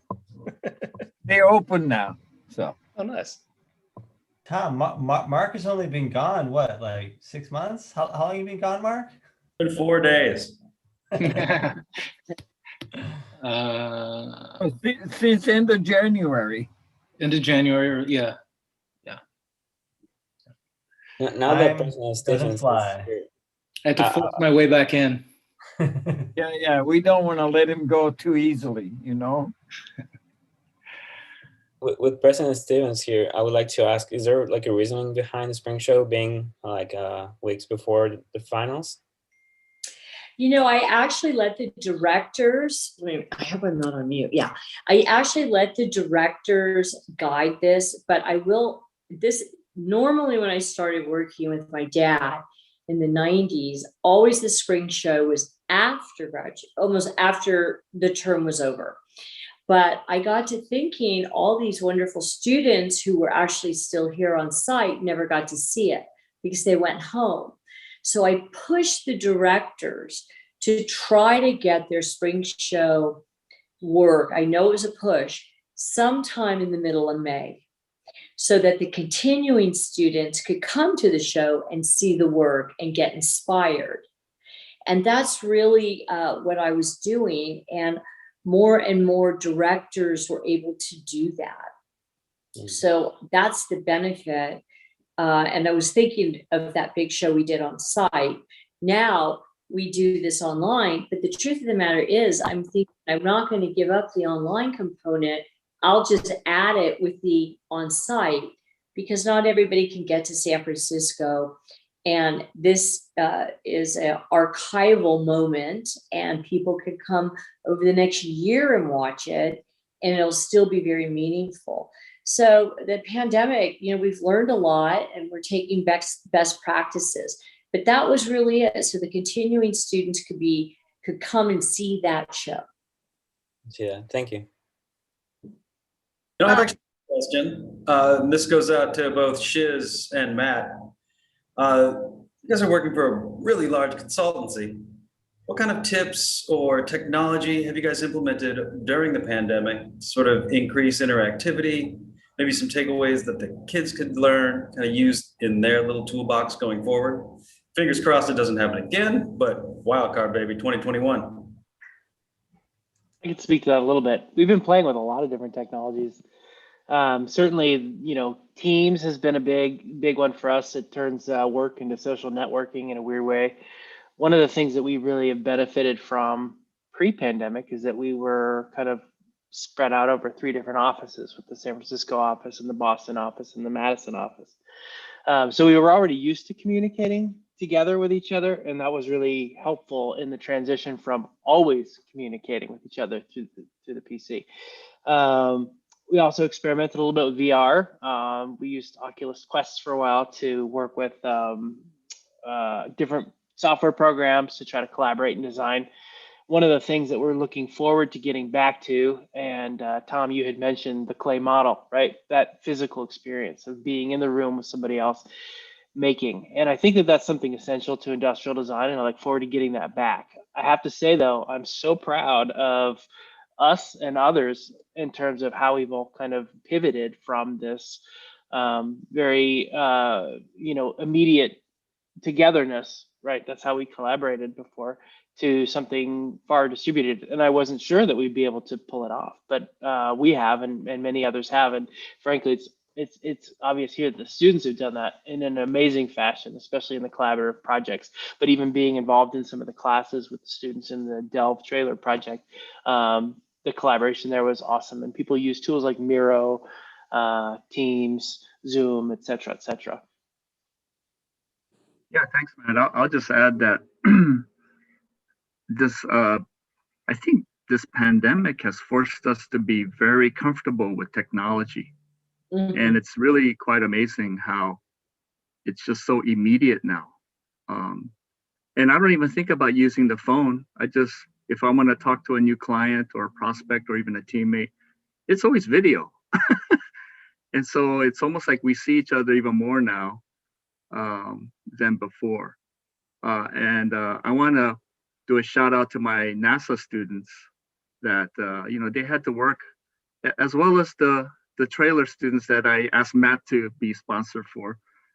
The students are under a lot of pressure and a lot of challenges to work across locations and through, Zoom and such, and do team meetings. And I'm sure it was a tremendous challenge to brainstorm and do work, and much less do drawings and sketches and mock-ups, and not be able to go outside and not have a big space. So I applaud all the students, as all the hard work they've done in such confined spaces and challenged circumstances. But the whole world is like that too, as Matt says. It just forced us to get really, really comfortable with video and Miro board, and like Matt says, video. But it's still important to have your sketches and do a quick sketch and show it on the camera, or take a picture with your phone and forward it to someone. And we have all these tools, and we just make maximum use of all that now. So keep it up. I think the world keeps challenging us, and it's actually kind of fun. Awesome. Thanks, guys. I just want to have one question that all the students here on this right now, how many of you are overseas, not in the United States? Just raise the hands. Yeah, how many? I don't know. This is just one screen, but can we go to another screen? And they showing the hand. Yeah, it's okay. Only 3 of you, really? Sweden. No, there's more. Huh? Who's Sweden? Me. Natalia. Oh, Natalia is Sweden. Jose, where are you? UK. Oh, UK. Wow. Yeah. Now, you never thought this would happen.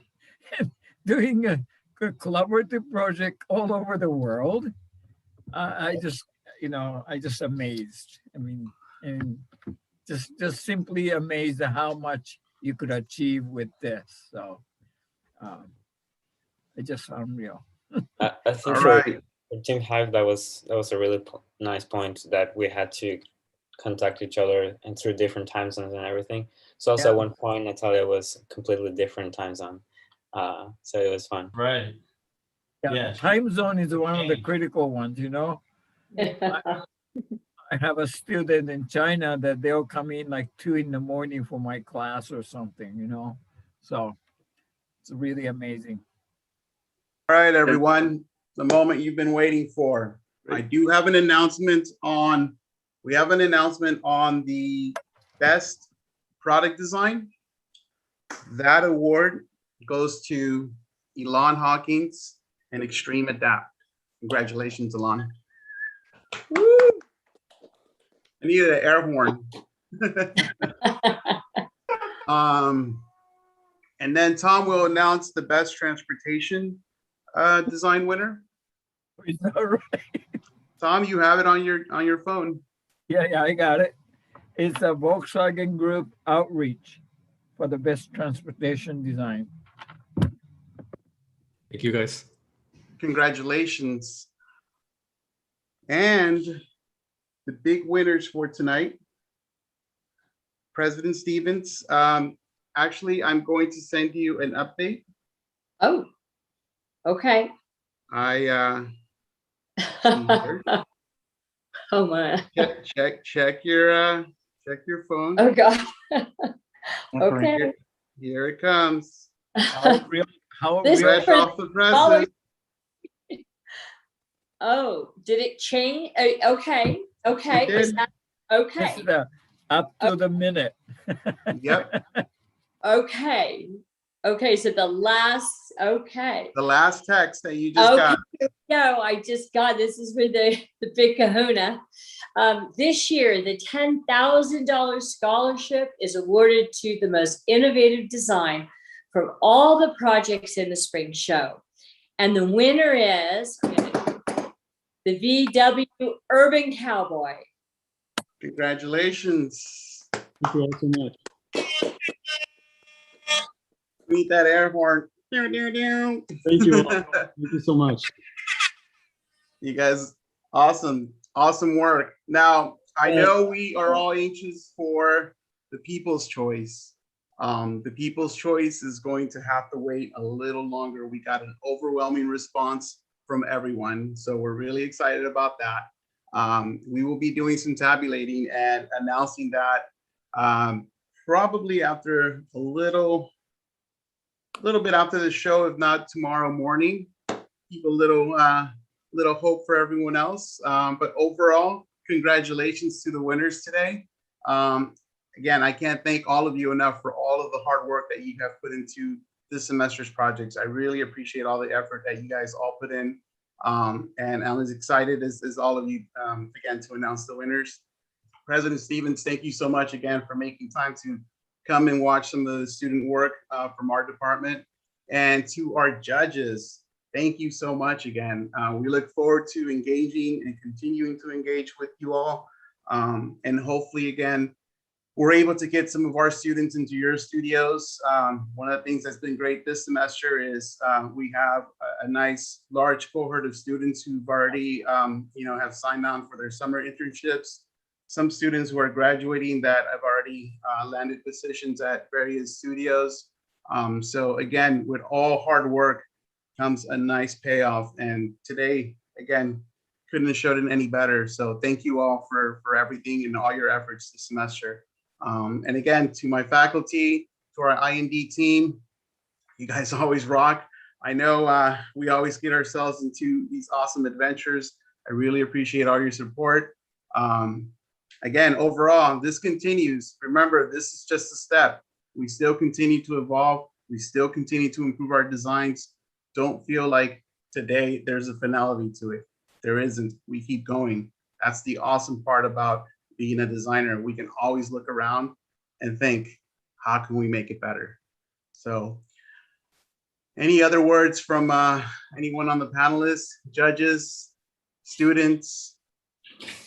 I'd also like to say, as an instructor for the Delve project, I thought the students worked really hard, and I was really proud of them. And but they really nailed the process part, and I feel like that's a testament to the school and the training that they had before they came into this class, as well as I had a good time with the teaching a sponsored class with Delve.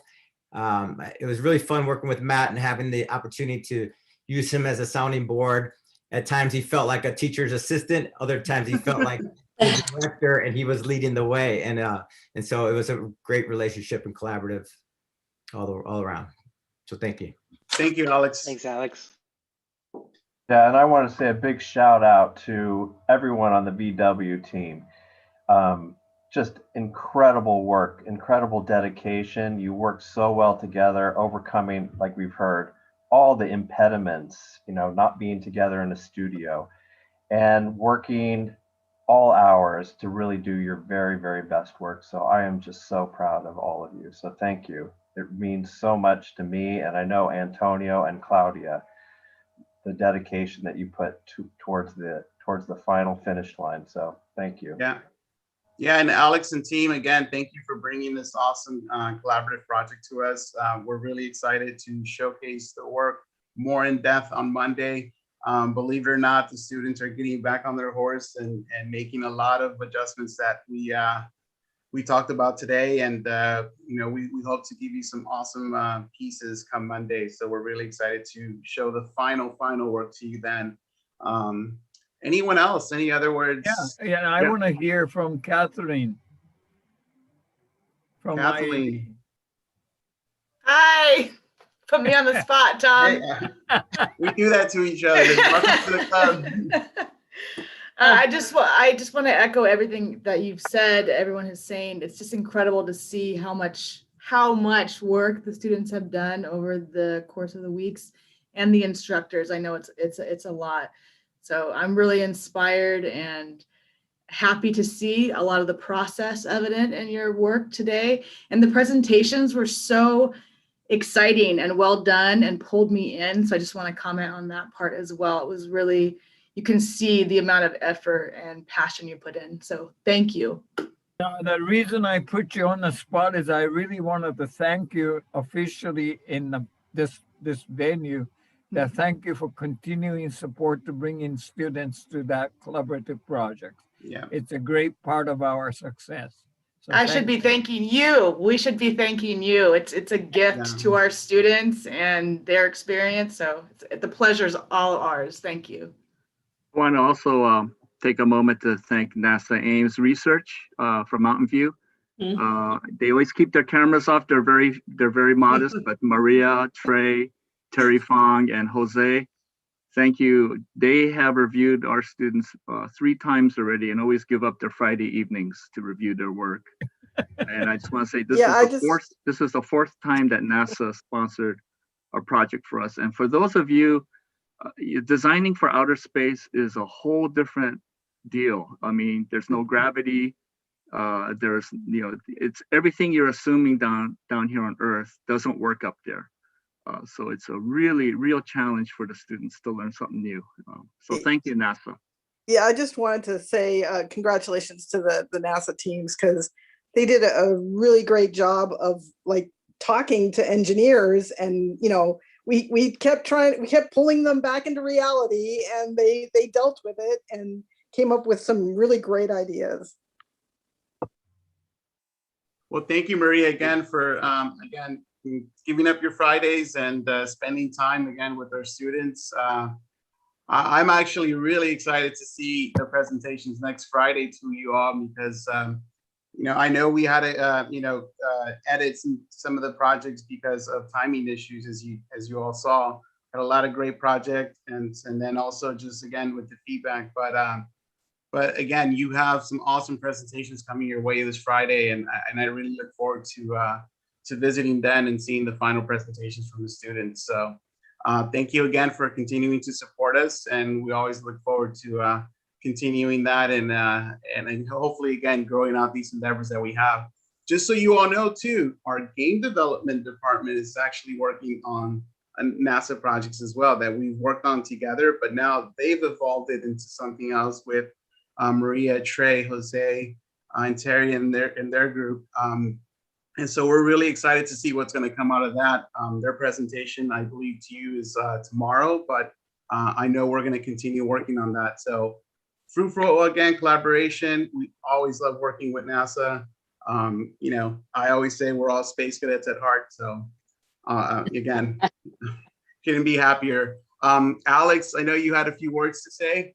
Just very quick. Don't want to hold up you guys too long because it's getting late, but just wanted to point out for those of you of the students that may now think, okay, you know, I didn't win any prize or anything like that. You know, it's really difficult because it's a voting process, right? And it's kind of like the overall message that we get across. So I think a big lesson learned here is teamwork, right? Teamwork goes a long way in how to communicate the stories.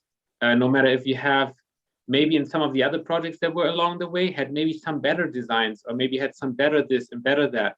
Definitely, yes. And that's what makes it so difficult. I even myself had a situation where it's like, okay, is it this or that? Can I send both? No, I can only send one. Luckily, in the end, it turned out being both of them being acknowledged for it. In the end, I was lucky. So we are on the same page. But there was so much good work also from the other students' projects inside of those projects, especially the NASA project and also the projects that you guys worked on before, and also the individual projects too, that are a little bit in a difficult situation because they have a single project from a single person, but this team image shows off a lot, right? And it's very powerful, and you can most likely see it now with this. So again, don't be discouraged.